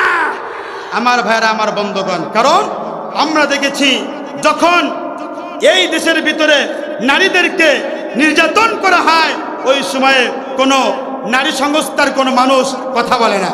কথা বলেন ঠিক কিনা? দেখছেন কি দেখেন নাই? অতএব তাদের উদ্দেশ্য হলো আমার মা বোনদেরকে, পদ্মানিসীন মা বোনদেরকে চাকরির কথা বলে, গ্রামীণ চাকরির কথা বলে, ব্র্যাকেট চাকরির কথা বলে রাস্তায় নামিয়ে স্বামীর সাথে ওই মহিলা কখনো ভালো ব্যবহার করে না। কথা বলেন ঠিক কিনা? তখন বলে, আমি স্বয়ং সম্পূর্ণ, তোমার কি দরকার? তুমিই তো আমার চাকরির কামাই খাও। কথা বলেন ঠিক কিনা? আমি আমার মা বোনদেরকে বলবো, ও মা, খবরদার স্বামীর সাথে কখনো খারাপ ব্যবহার করবেন না, স্বামীর সাথে খারাপ ব্যবহার করবেন না। আপনারা যদি চারটা কাজ করতে পারেন, যেহেতু কত প্রসঙ্গ চলে আসলো, আমার মা বোনদের উদ্দেশ্যে কিছু কথা বলি, শুনবো তো ইনশাল্লাহ? আমার মা বোনরা যদি চারটি কাজ করতে পারে, কয়টা কাজ? চারটি কাজ করতে পারে।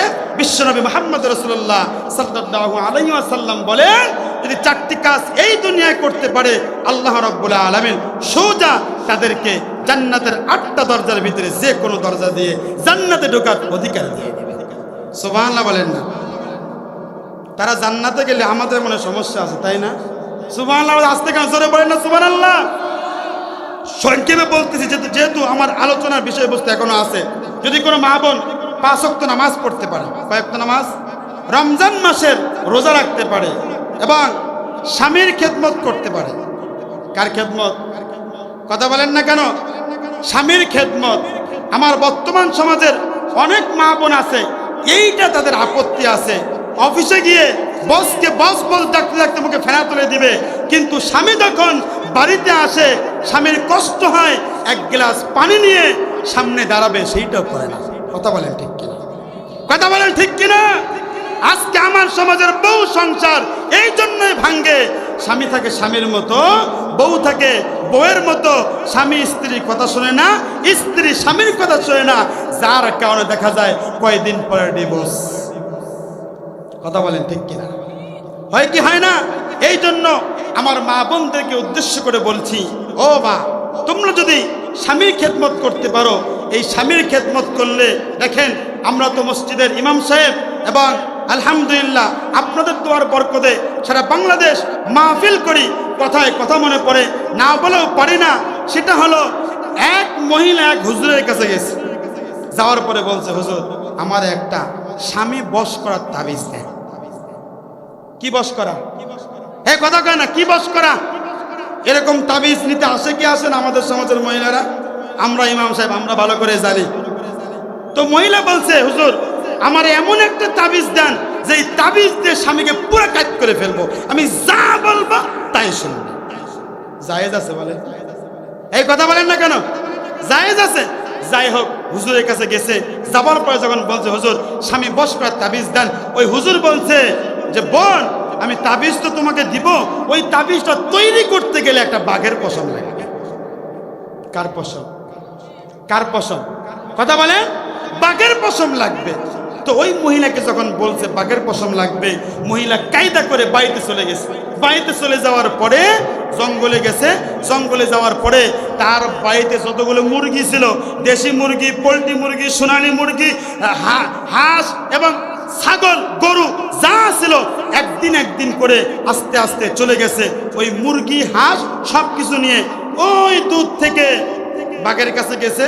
যাওয়ার পরে দুধ থেকে ছাগল ছেড়ে দিয়ে চলে আসছে। এরপরে আরেকটু গেছে, মুরগি ছেড়ে দিয়ে চলে আসছে।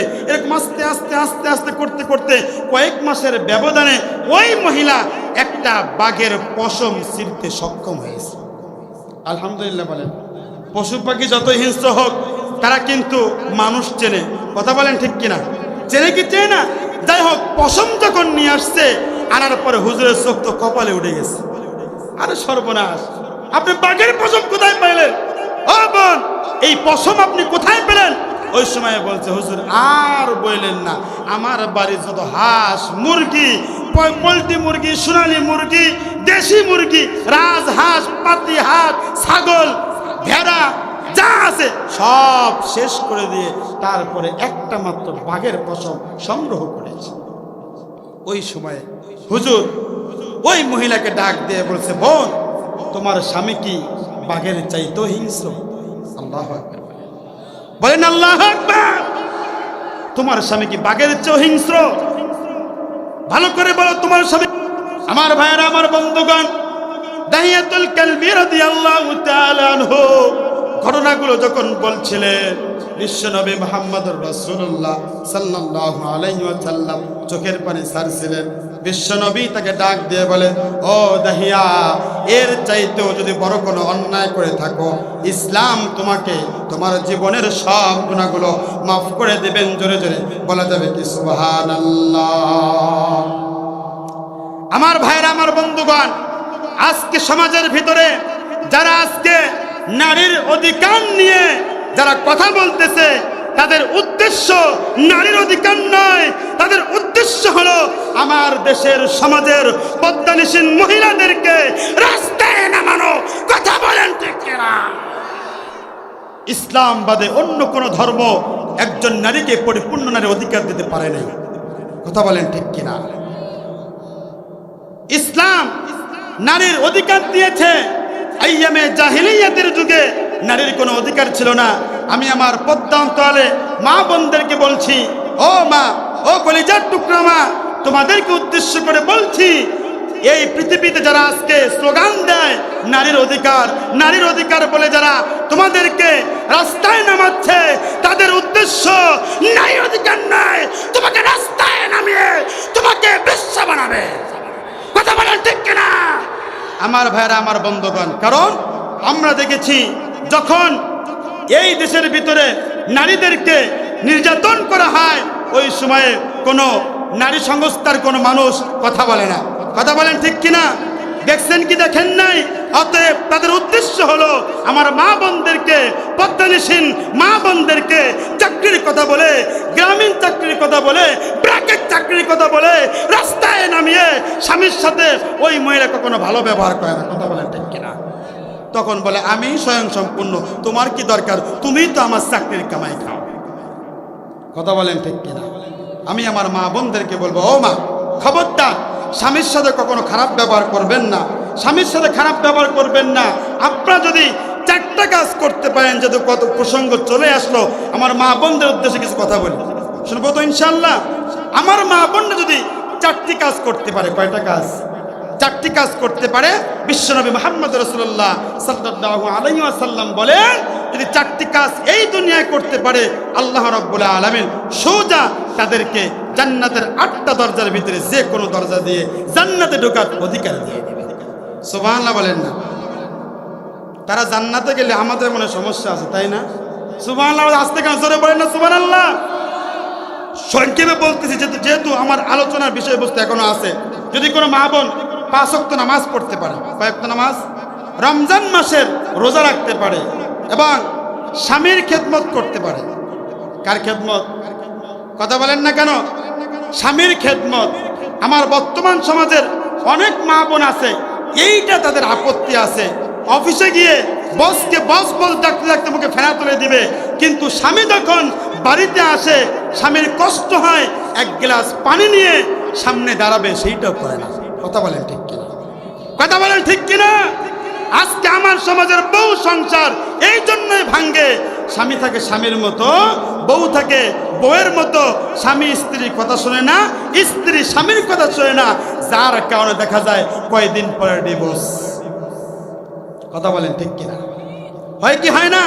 এই জন্য আমার মা বোনদেরকে উদ্দেশ্য করে বলছি, ও মা, তোমরা যদি স্বামীর খেদমত করতে পারো, এই স্বামীর খেদমত করলে দেখেন, আমরা তো মসজিদের ইমাম সাহেব এবং আলহামদুলিল্লাহ আপনাদের দোয়ার বরকতে সারা বাংলাদেশ মাহফিল করি। কথায় কথা মনে পড়ে, না বলেও পারি না। সেটা হলো, এক মহিলা এক হুজুরের কাছে গেছে, যাওয়ার পরে বলছে, হুজুর আমার একটা স্বামী বশ করার তাবিজ দেন। কি বশ করা? এই কথা কয় না, কি বশ করা? এরকম তাবিজ নিতে আসে কি আসেন আমাদের সমাজের মহিলারা? আমরা ইমাম সাহেব আমরা ভালো করে জানি। তো মহিলা বলছে, হুজুর আমার এমন একটা তাবিজ দেন যে এই তাবিজ দিয়ে স্বামীকে পুরো কাজ করে ফেলবো, আমি যা বলবো তাই শুনবো। জায়েজ আছে বলে? এই কথা বলেন না কেন? জায়েজ আছে। যাই হোক, হুজুরের কাছে গেছে, যাবার পরে যখন বলছে, হুজুর স্বামী বশ করার তাবিজ দেন, ওই হুজুর বলছে যে, বোন আমি তাবিজ তো তোমাকে দিব, ওই তাবিজটা তৈরি করতে গেলে একটা বাঘের পশম লাগবে। কার পশম? কার পশম? কথা বলেন? বাঘের পশম লাগবে। তো ওই মহিলাকে যখন বলছে বাঘের পশম লাগবে, মহিলা কায়দা করে বাড়িতে চলে গেছে। বাড়িতে চলে যাওয়ার পরে জঙ্গলে গেছে। জঙ্গলে যাওয়ার পরে তার বাড়িতে যতগুলো মুরগি ছিল, দেশি মুরগি, পোলট্রি মুরগি, সোনালী মুরগি, হাঁস এবং ছাগল, গরু যা ছিল, একদিন করে আস্তে আস্তে চলে গেছে। ওই মুরগি, হাঁস সব কিছু নিয়ে ওই দুধ থেকে বাঘের কাছে গেছে। যাওয়ার পরে দুধ থেকে ছাগল ছেড়ে দিয়ে চলে আসছে। এরপরে আরেকটু গেছে, মুরগি ছেড়ে দিয়ে চলে আসছে। এরকম আস্তে আস্তে আস্তে আস্তে করতে করতে কয়েক মাসের ব্যবধানে ওই মহিলা একটা বাঘের পশম ছিঁড়তে সক্ষম হয়েছে। আলহামদুলিল্লাহ বলেন। পশু পাখি যত হিংস্র হোক, তারা কিন্তু মানুষ চেনে। কথা বলেন ঠিক কিনা? চেনে কি চেনে না? যাই হোক, পশম যখন নিয়ে আসছে, আনার পরে হুজুরের চোখ তো কপালে উঠে গেছে। আরে সর্বনাশ, আপনি বাঘের পশম কোথায় পাইলেন? ও বোন, এই পশম আপনি কোথায় পেলেন? ওই সময় বলছে, হুজুর আর বললেন না, আমার বাড়ি যত হাঁস, মুরগি, পোলট্রি মুরগি, সোনালী মুরগি, দেশি মুরগি, রাজ হাঁস, পাতি হাঁস, ছাগল, ভেড়া যা আছে সব শেষ করে দিয়ে তারপরে একটা মাত্র বাঘের পশম সংগ্রহ করেছে। ওই সময়ে হুজুর ওই মহিলাকে ডাক দিয়ে বলছে, বোন তোমার স্বামী কি বাঘের চাইতো হিংস্র? আল্লাহু আকবার বলেন, আল্লাহু আকবার। তোমার স্বামী কি বাঘের চেয়েও হিংস্র? ভালো করে বলো, তোমার স্বামীর খেদমত করো। বাড়িতে গিয়ে স্বামীর খেদমত করলে বাঘের পশম দরকার নাই, স্বামী এমনিতেই বশ হয়ে যায়। আজকে আমি আমার মা বোনের টিপস দেই, সেটা হলো পুরুষ মানুষ কাবু করতে গেলে বেশি কিছু লাগবে না। কথা বলেন ঠিক কিনা? ঈদের সময় আসলে লাল শাড়ি, বেনারসি শাড়ি, যাই হোক আরও যত কাপড় চোপড় আছে ওগুলো নেওয়ার জন্য স্বামীকে বশ করার দরকার নাই। স্বামীর পকেটের টাকা খসানোর জন্য আলাদা তাবিজের দরকার নাই। আপনার স্বামী যখন কাজ কাম সেরে যখন বাড়িতে চলে যাবে, খারাপ লাগতেছে? খারাপ লাগছে বলবো তো ইনশাল্লাহ। যখন আপনার স্বামী বাড়িতে যাবে, প্রচণ্ড গরমের সময়, এখন তো শীতকাল, প্রচণ্ড গরমের সময় একটা গ্লাস, ওই গ্লাসের ভিতরে বাড়িতে কম বেশি লেবু তো সকলেরই থাকে, কথা বলেন ঠিক কিনা? থাকে কি থাকে না? ও মা, ও পদ্মা অঞ্চলের মা এবং বোনেরা, আপনাকে উদ্দেশ্য করে আমি বলছি, একটু লেবুর শরবত দাও, অল্প একটু লবণ দাও। লবণ দিয়ে স্বামী যখন ঘরে ঢোকে ক্লান্ত শরীর নিয়ে একটা পাখা নাও। এখন তো পাখার দরকার নাই, উপরে তো পাখা আছেই। তারপর তুমি একটা পাখা নিয়ে স্বামী যখন ঢুকবে, স্বামীকে সুন্দর করে একটা সালাম দাও, আসসালামু আলাইকুম ওয়া রাহমাতুল্লাহ। এই শরবতের গ্লাসটা তোমার স্বামীর হাতে তুলে দাও, পাখা থাকবে, পাখা দিয়ে স্বামীকে একটু বাতাস করো। দেখবা তোমার স্বামীকে বশ করার জন্য ওই বাঘের পশমের দরকার নাই, তোমার স্বামীকে বশ করার জন্য কোনো হুজুরের তাবিজের দরকার নাই। দেখবা তোমার স্বামী একদিন নয়, 2 দিন নয়, অল্প কিছুদিনের ভিতরে তোমার বশ হয়ে যাবে। নাকি মেয়েদের পক্ষে ওয়াজ গেল, এই জন্য কাপটি মেরে বসে আছেন। যতই বলেন ওরা সুবহানাল্লাহ বলুক, আমরা বলবো না, কথা বলে না। ওরা সুবহানাল্লাহ বলুক, আমরা বলবো কি জন্য? আপনি আমাদের জন্য কি বলছেন? আমার ভাইয়েরা, আমার বন্ধুগণ, আমি আমার মা বোনদেরকে উদ্দেশ্য করে বলছি, ও মা, এই কাজগুলো করেন। আপনি আপনার শ্বশুর এবং শাশুড়ির খেদমত করেন না। বর্তমানে ম্যাক্সিমাম এই রিপোর্টগুলো আসে, হুজুর আমার স্ত্রী আমাকে বলছে যে তাকে নিয়ে শহরে গিয়ে বাসা নিয়ে থাকি, তার ঝামেলা নাকি, এগুলো ভালো লাগে না। এরকম বউ সমাজের ভিতরে আছে কি নাই? কথা বলেন, আছে কি নাই? আমি আমার মা বোনদেরকে বলবো, ও মা, তোমার মা যেরকম মা, তোমার স্বামীর মা সেরকম মা। কথা বলেন ঠিক কিনা? আজকে অধিকাংশ সংসার নষ্ট হয়, বউ থাকে স্বামীর বাড়িতে, চিন্তা করে মায়ের বাড়ি। কথা বলেন ঠিক কিনা? স্বামী কামাই রোজগার করতে পারে না, যতটুকু কামাই করে নিয়ে আসে, স্বামী যখন বাড়িতে আসে, আসার পরে বউয়ের মন ভালো না, চুপচাপ বসে আছে। স্বামী বলে, ও সলিমুদ্দির মা, কি হয়েছে? ও কলিমুদ্দির মা, কি হয়েছে? আমার মার শরীরটা ভালো না, আমার মায়ের বাড়ির অমুক সমস্যা, তমুক সমস্যা। এইগুলো করে করে বাংলাদেশের ম্যাক্সিমাম সংসার নষ্ট হচ্ছে। কথা বলেন ঠিক কিনা? বউ থাকে স্বামীর বাড়িতে, আর সদা সর্বদা কানেকশন থাকে তার বাপের বাড়িতে। কথা বলেন ঠিক কিনা? আমার মা বোনদেরকে উদ্দেশ্য করে বলছি, ও মা, তোমার মা যেরকম মা, তোমার বাবা যেরকম বাবা, তুমি যদি তোমার শ্বশুর এবং শাশুড়ির খেদমত ওইভাবে করতে পারো, তোমার আলাদা কোনো তাবিজের প্রয়োজন নাই। ওই শ্বশুর শাশুড়ি তোমাকে মেয়ের মর্যাদা দিয়ে রাখবে। কথা বলেন ঠিক কিনা? আস্তে বললেও ঠিক, জোরে বললেও ঠিক। জোরে বলেন না, ঠিক রাখবে না? দেখেন, আমি যারা এখানে শাশুড়ি আসছেন তাদেরকে উদ্দেশ্য একটা করে বলতে চাই, বলবো যেহেতু সমাজের বাস্তব চিত্র এগুলো, আমি যারা শাশুড়ি আসছেন তাদেরকে উদ্দেশ্য করে বলবো, নিজের মেয়ে ঘুম থেকে ওঠে সকাল 10টায়, আর বৌমা যখন আসে, এই বৌমার বিরুদ্ধে 1 দিন 2 দিন না যাইতে দেখবেন নালিশ দেয়, বিয়ান আপনার মেয়ে তো ভালো না, ঘুম থেকে ওঠে বহু দেরিতে। আছে কিনা এরকম শাশুড়ি? কথা বলে আছে কি নাই? আমি আমার যুবক ভাইদেরকে বলতে চাই, আমি আমার মুরব্বী বাবাদেরকে বলতে চাই, আমি ওই সমস্ত শাশুড়িদেরকে বলতে চাই, ও যুবক ভাই, যেই মেয়েটা তোমার সাথে কোনো পরিচয় ছিল না, ও যুবক ভাই, যেই মেয়েটা ছোট্টবেলা থেকে তার পরিণত বয়স পর্যন্ত 18টি বছর পর্যন্ত বাবার ঘরে যেই মেয়েটা রাজরানী হিসেবে ছিল, সেই মেয়েটা তোমার বাড়িতে এসে চাকরানি হয়েছে। কথা বলেন ঠিক কিনা? প্রত্যেকটা মেয়ে তার বাবার কলিজার টুকরা হয়। কথা বলেন ঠিক কিনা? প্রত্যেকটা মেয়ে তার বাবার কলিজার টুকরা হয়। আমারও একটি মেয়ে আছে, একটি ছেলে আছে, কেমন জানি ছেলের চাইতে মেয়েকে একটু বেশি ভালোবাসতে মনে চাই। আলহামদুলিল্লাহ বলেন, আলহামদুলিল্লাহ বলেন। দেখেন, যে মেয়েটা 18টি বছর পর্যন্ত তার বাবার বাড়িতে থাকলো, তার মা কোনো কাজ করতে দিল না, তার বাবা কোনো কাজকর্ম করতে দিল না, ওই মেয়েটা তোমার সাথে বিবাহ হয়ে আসার পরে, ওই যুবক ভাই, তুমি যদি তোমার বাবা এবং মায়ের কথায় ওই বউয়ের উপরে নির্যাতন করো, আল্লাহর আরশ কেঁপে যাবে। কথা বলেন ঠিক কিনা? এই মেয়েটা কাউকে চেনে না, এই মেয়েটার কারোর সাথে পরিচয় নাই, শুধুমাত্র তোমার সাথে সম্পর্ক হয়ে তোমার মহব্বতে তার 18 বছরের সংসার, বাড়ি, ঘর, দুয়ার সব কিছু ছেড়ে এই মেয়েটা তোমার বাড়িতে আসছে। কথা বলেন ঠিক কিনা? এই মেয়েটার যদি সামান্য পরিমাণ ভুল হয়ে যায়, ও যুবক ভাই, ও নওজোয়ান যুবক ভাই, এই যে সমস্ত যুবকরা এখনো বিয়ে করো নাই, ভালো করে শুনো, ভালো করে শুনো, তাহলে সংসার টিকবে। কথা কয় না কে? কারা কারা বিয়ে করেন নাই দিকে হাত তোলেন তো। বিয়ে করেন নাই? কে কে বিয়ে করেন নাই? তাকবীর দেন, লিল্লাহি তাকবীর। হাত নামান। বিয়ে করেছেন কারা কারা? হাত তোলেন। আলহামদুলিল্লাহ, আলহামদুলিল্লাহ, হাত নামান। দেখেন, যারা বিবাহ করেছেন, নতুন বিবাহ করেন বা পুরাতন বিবাহ করেছেন, যারাই করেছেন, স্ত্রীর সাথে ভালো ব্যবহার করবো তো ইনশাল্লাহ, করবো তো ইনশাল্লাহ। কখন থেকে? কালকে থেকে না এখন থেকে? কথা বলেন, এখন থেকে।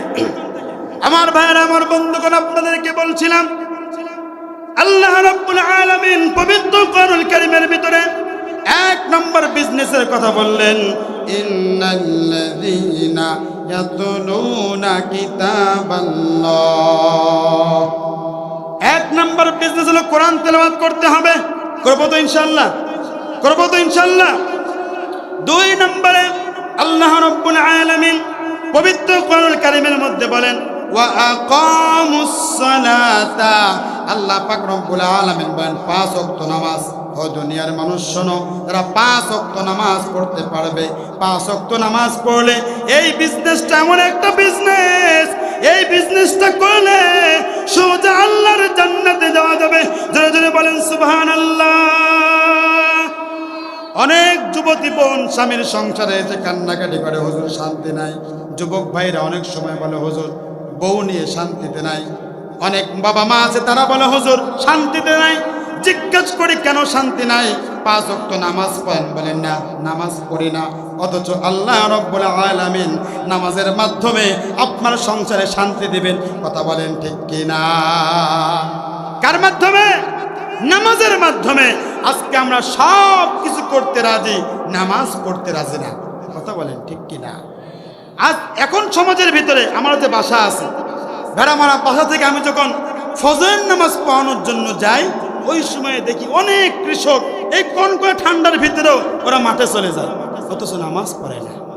কথা বলেন ঠিক কিনা? আছে কি নাই? কথা বলেন আছে কি নাই? আমরা শান্তি খোঁজার জন্য আজকে আমরা বিভিন্ন তদবির খুঁজে বেড়াই, শান্তি পাওয়ার জন্য আমরা গাঁজাও খাই। কথা কয় না কেন? গাঁজা খায় কি খায় না?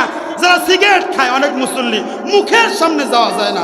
আমি বলি, ভাই এই সিগারেটটা ছাড়তে পারেন না?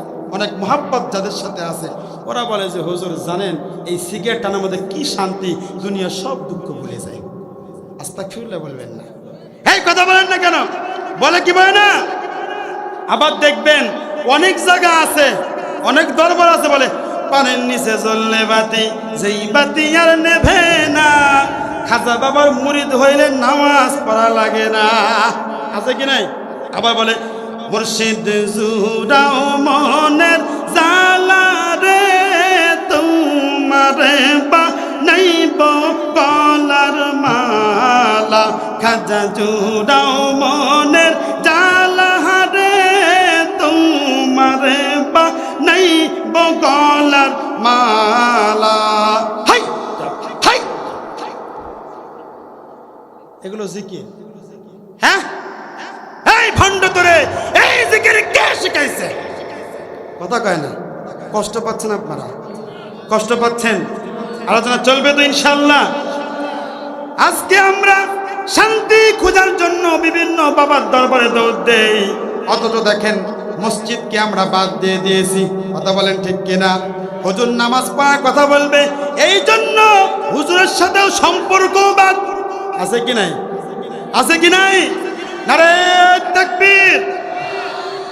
আমার প্রাণ প্রিয় উস্তাদ আলহাজ হযরত মাওলানা শামসুল হক সাহেব দামাত বারাকাতুহুম মুত্তাজিল্লুল আলিয়া, আল্লাহ রাব্বুল আলামিন তার হায়াতকে দীর্ঘায়ু করুক। সকলে বলি আমিন। আমার ভাইয়েরা, আমার বন্ধুগণ, আমার প্রাণপ্রিয় উস্তাদ, আমি আল্লাহ দরগা মাদ্রাসায় দীর্ঘ 7 থেকে 8 বছর লেখাপড়া করেছি। আলহামদুলিল্লাহ, আপনাদের এই ঐতিহ্যবাহী কুষ্টিয়া জেলাতে যেই মাদ্রাসা আছে এই মাদ্রাসায় সারা বাংলাদেশের ছাত্ররা পড়ে। আলহামদুলিল্লাহ বলেন। আমরা যখন পড়তাম ওই সময় বিদেশি দুইটা ছেলেও ছিল। আলহামদুলিল্লাহ বলবেন না? আলহামদুলিল্লাহ। এই বক্তৃতার জগতেও বাইরে যদি ওয়াজ করতে যায়, যদি জিজ্ঞাসা করা যায় ভাই কোথায় লেখাপড়া করেছো, তারা বলে যে আল্লাহর দরগায় মাদ্রাসায় লেখাপড়া করেছি, প্রাণটা জুড়িয়ে যায়। আলহামদুলিল্লাহ বলেন। আমার বাল্যকাল, আমার শৈশবকাল এই যে দৌলতপুর আল্লাহর দরগা মাদ্রাসায় কেটেছে। আলহামদুলিল্লাহ বলেন। আমার ভাইয়েরা, আমার বন্ধুগণ, উস্তাদের সামনে ওয়াজ করা বেয়াদবি, তা উস্তাদের কাছে দোয়া চেয়ে আলোচনা করি ইনশাআল্লাহ।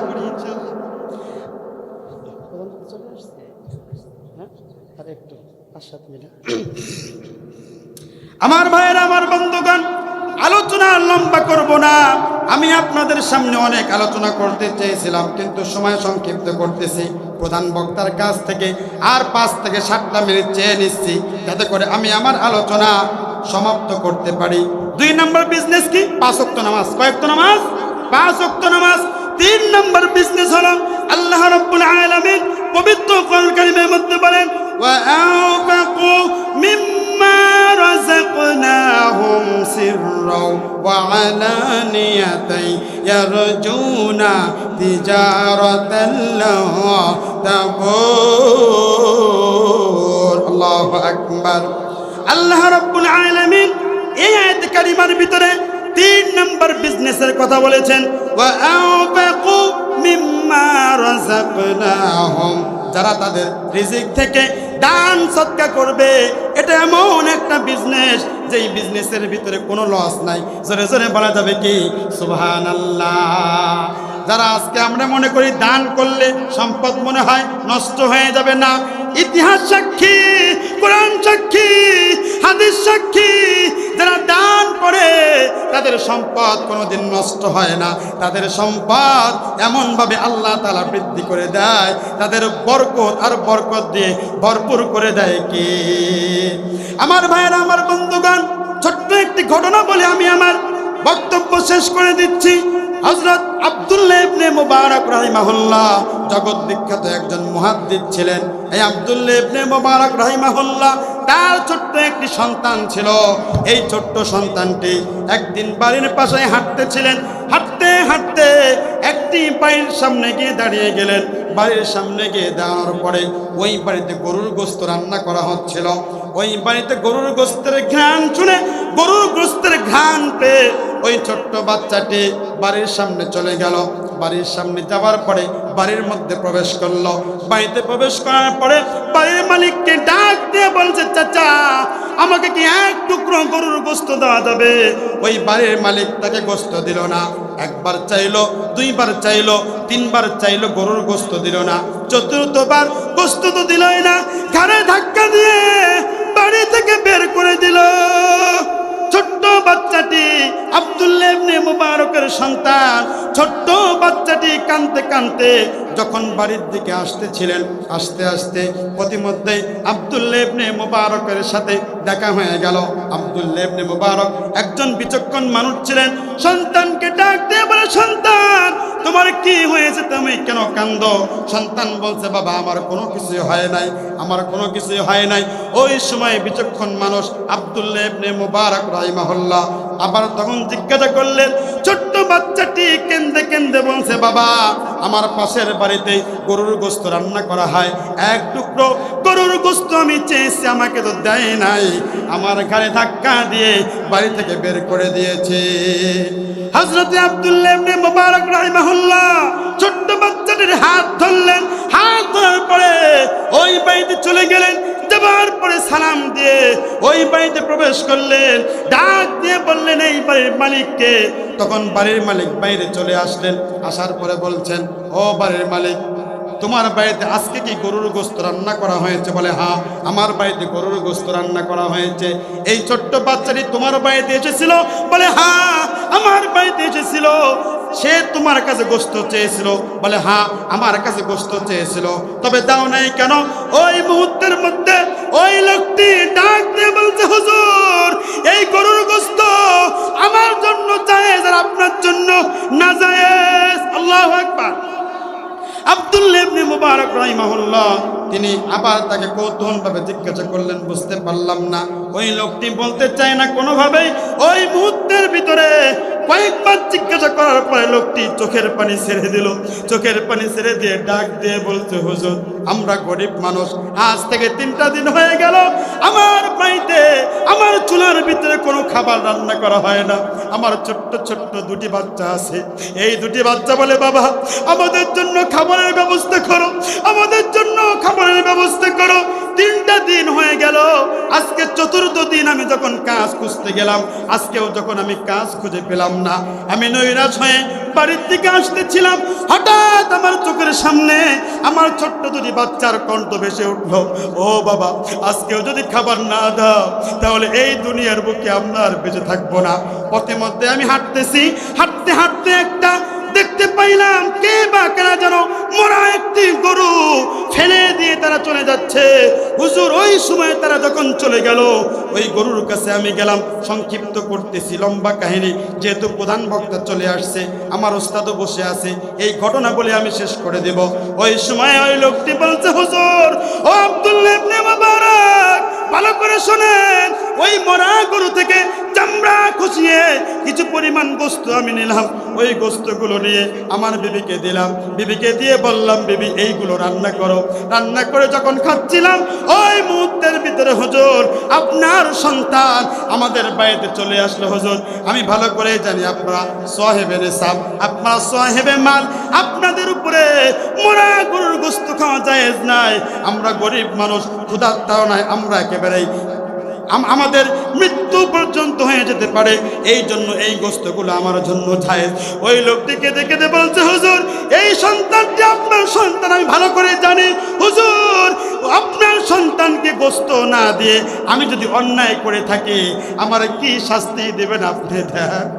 হযরতে আব্দুল্লাহ ইবনে মুবারক চোখের পানিগুলো ছেড়ে দিলেন, ছেড়ে বলতেছে, ও ভাই কাল কঠিন কিয়ামতের ময়দানে আল্লাহর সামনে তুমি আমার জন্য আমার বিরুদ্ধে কোনো মামলা করো না।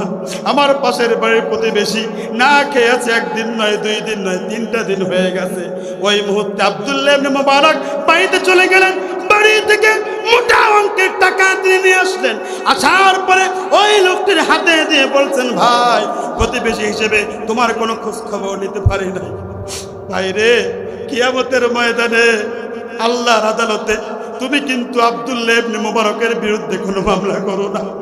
আমার ভাইয়ের, আমার বন্ধুগণ, এর কিছুদিন পরে আব্দুল্লাহ ইবনে মুবারকের এক বন্ধু হজ থেকে ফিরে আসলো। হজ থেকে আসার পরে লোকটি বলছে, বন্ধু আব্দুল্লাহ ইবনে মুবারককে ডাক দিয়ে বলছে, বন্ধু কবে তুমি হজ থেকে ফিরে আসলে? আব্দুল্লাহ ইবনে মুবারক বলছে, বন্ধু এই বছর আমি হজ করতে যাই নাই, একজন গরিব মানুষকে আমার ফরজ হজ ছিল, গত বছর ওইটা আমি আদায় করেছি। এই বছরও টাকা গুছিয়েছিলাম, নবীজির রওজা মুবারক দেখব, বাইতুল্লাহ শরীফ তওয়াফ করব। একবার গিয়েছি, বারবার মন চায় ওই বাইতুল্লাহ শরীফ তওয়াফ করার জন্য। ওই বাইতুল্লাহ শরীফ তওয়াফ করার জন্য রাসূলের রওজার সামনে বসে আসসালাতু ওয়াসসালামু আলাইকা ইয়া রাসূলুল্লাহ বলে সালাম দেব, ওইটা আমি চেয়েছিলাম। কিন্তু ভাইরে এই বছর আমি হজ করতে পারি নাই, সব টাকা আমার পাশের বাড়ির প্রতিবেশীকে দিয়ে দিয়েছি। ওই মুহূর্তের মধ্যে ওই বন্ধু ডাক দিয়ে বলছে, বন্ধু মিথ্যা কথা বলো না, তোমাকে দেখলাম আমরা একসাথে রাসূলের রওজার সামনে দাঁড়িয়ে দাঁড়িয়ে, আমরা রাসূলের রওজার সামনে দাঁড়িয়ে দাঁড়িয়ে রাসূলকে সালাম দিচ্ছি। আমি দেখেছি তুমি বন্ধু একসাথে সাফা মারওয়া সাই করেছি, বন্ধু একসাথে আমরা কাবা শরীফ তওয়াফ করেছি। ও বন্ধু মিথ্যা কথা বলো না। তার বন্ধু যখন চলে গেল, আব্দুল্লাহ ইবনে মুবারক স্বপ্নে যুগে আল্লাহ তাআলা ইলহামের মাধ্যমে তাকে জানিয়ে দেয়, ও আব্দুল্লাহ ইবনে মুবারক হজ করতে চেয়েছিলে, কিন্তু পাশের বাড়ির প্রতিবেশী না খেয়েছিল। সব টাকাগুলো নফল হজ বাদ দিয়ে তুমি গরিব মানুষকে দিয়েছো, তোমার পার্শ্ববর্তী প্রতিবেশীকে দিয়েছো। তোমার হজ আমি এমন ভাবে কবুল করেছি, তোমার চেহারাটা একজন ফেরেশতার মুখে দিয়ে আমি তোমাকে এই বছর কবুল হজের সওয়াব দিয়েছি। জোরে জোরে বলা যাবে কি সুবহানাল্লাহ। ও আব্দুল্লাহ মুবারক, শুধু তাই নয়, তোমার হজ কবুল করে নিয়ে এই বছরে যত হাজি হজ করেছে তাদের হজগুলোকেও কবুল করে নিয়েছি। জোরে জোরে বলা যাবে কি সুবহানাল্লাহ। আমার ভাইয়েরা, আমার বন্ধুগণ, দান করলে কি দান কমে? কথা বলেন। আপনাদের পার্শ্ববর্তী মাদ্রাসা আছে কি নাই? কথা কয় না, আছে কি নাই? এখানে গরিব ছাত্র আছে কি নাই? আমার ভাইয়েরা, আমার বন্ধুগণ, এই যে পার্শ্ববর্তী আপনাদের মাদ্রাসা আছে, এই মাদ্রাসায় গরিব ছাত্র আছে, অনেক ছাত্র আছে বেতন দিতে পারে না, বোর্ডিংও আছে, অনেক সময় মোহতামিম সাহেব জানে চাউলও কিনতে পারে না। আমার ভাইয়েরা, আমার বন্ধুগণ, কালেকশন আমি করব না। আল্লাহ রব্বুল আলামিন বলেছেন ওয়ানফাকু মিম্মা রাযাকনাহুম, যারা তাদের রিজিক থেকে আল্লাহর রাস্তায় ব্যয় করে, দান করে, তাদের দান কখনো কমে না। তাদের দানের মধ্যে বরকত দেয়, তাদের টাকা পয়সার মধ্যে বরকত দেয় আল্লাহ পাক রব্বুল আলামিন। জোরে জোরে বলা যাবে কি সুবহানাল্লাহ। আমরা খেয়াল করবো তো ইনশাআল্লাহ এই মাদ্রাসার প্রতি? করবো তো ইনশাআল্লাহ? কারা কারা করবো? দুইটা হাত তুলে মালিককে দেখায় দেয়। আল্লাহ, এই প্রত্যেকটা মানুষ, এই যে পার্শ্ববর্তী আমার ওমর ফারুক ভাইয়ের মাদ্রাসা, এই মাদ্রাসার প্রতি তারা খেয়াল রাখবে। আল্লাহ, তুমিও কিয়ামতের ময়দানে তাদের প্রতি খেয়াল রাখো। জোরে যাবেন আমিন। আমার ভাইয়েরা, আমার বন্ধুগণ, আমি এখনো শেষ করে দিব। আমি আপনাদের সামনে সূরাতুল আনফালের কত নম্বর আয়াত তেলাওয়াত করেছিলাম? 29 নম্বর আয়াত তরজমা করে শেষ, ব্যাখ্যা করার সময় নাই। কথা বলেন না কেন? আল্লাহ বলছেন ইন্নাল্লাযীনা ইয়াতলুনা কিতাবাল্লাহ। আল্লাহ বলেন, ও দুনিয়ার মানুষেরা, আমি তোমাদের সাথে 3টা বিজনেস করব। ইয়াতলুনা কিতাবাল্লাহ, যারা কোরআন তেলাওয়াত করবে, ওয়া আকামুস সালাতা, যারা নামাজ আদায় করবে, ওয়া আনফাকু মিম্মা রাযাকনাহুম, যারা তাদের রিজিক থেকে আমার রাস্তায় দান করবে, সিররা ওয়া আলানিয়া, এবং যারা গোপনে এবং প্রকাশ্যে দান করবে। কথা বলেন ঠিক কিনা? অনেক মানুষ আছে বলে হুজুর প্রকাশ্যে দেব না, গোপনে দেব। ওদেরকে দেখেছি ওরা গোপনেও দেয় না। কথা বলেন ঠিক কিনা? আমার ভাইয়েরা, এই জন্য গোপনে এবং প্রকাশ্যে যারা দান করবে, যারা দলিল খোঁজে, দলিল নিয়েন। সূরা আল ফাতির আয়াত নাম্বার কত? 29। আয়াত নাম্বার কত?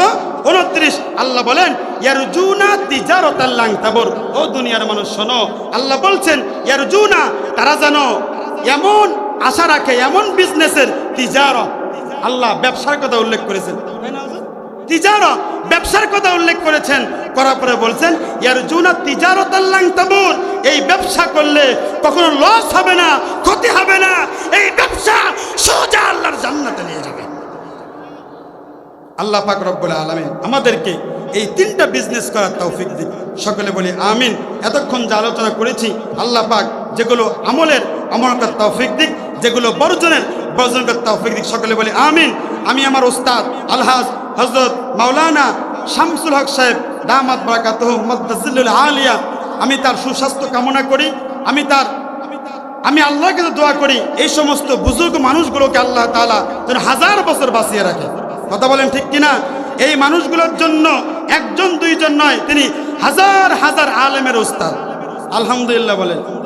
তার জন্যই আমি মুফতি শাইম আল মিসবাহ এই মঞ্চে বসে কথা বলার সুযোগ পেয়েছি। কথা বলেন ঠিক কিনা? আল্লাহ পাক রব্বুল আলামিন হুজুরকে যেন সুস্থতার সহিত দীর্ঘ নেক হায়াত দান করে। হুজুরের কাছে দোয়া চাই, আমি আপনাদের কাছে দোয়া চাই, আল্লাহ পাক রব্বুল আলামিন যেন আমাদের সকলকে যে আলোচনাগুলো করলাম আমল করার তৌফিক দিক। সকলে বলি আমিন। আসসালামু আলাইকুম ওয়া রাহমাতুল্লাহি ওয়া বারাকাতুহু।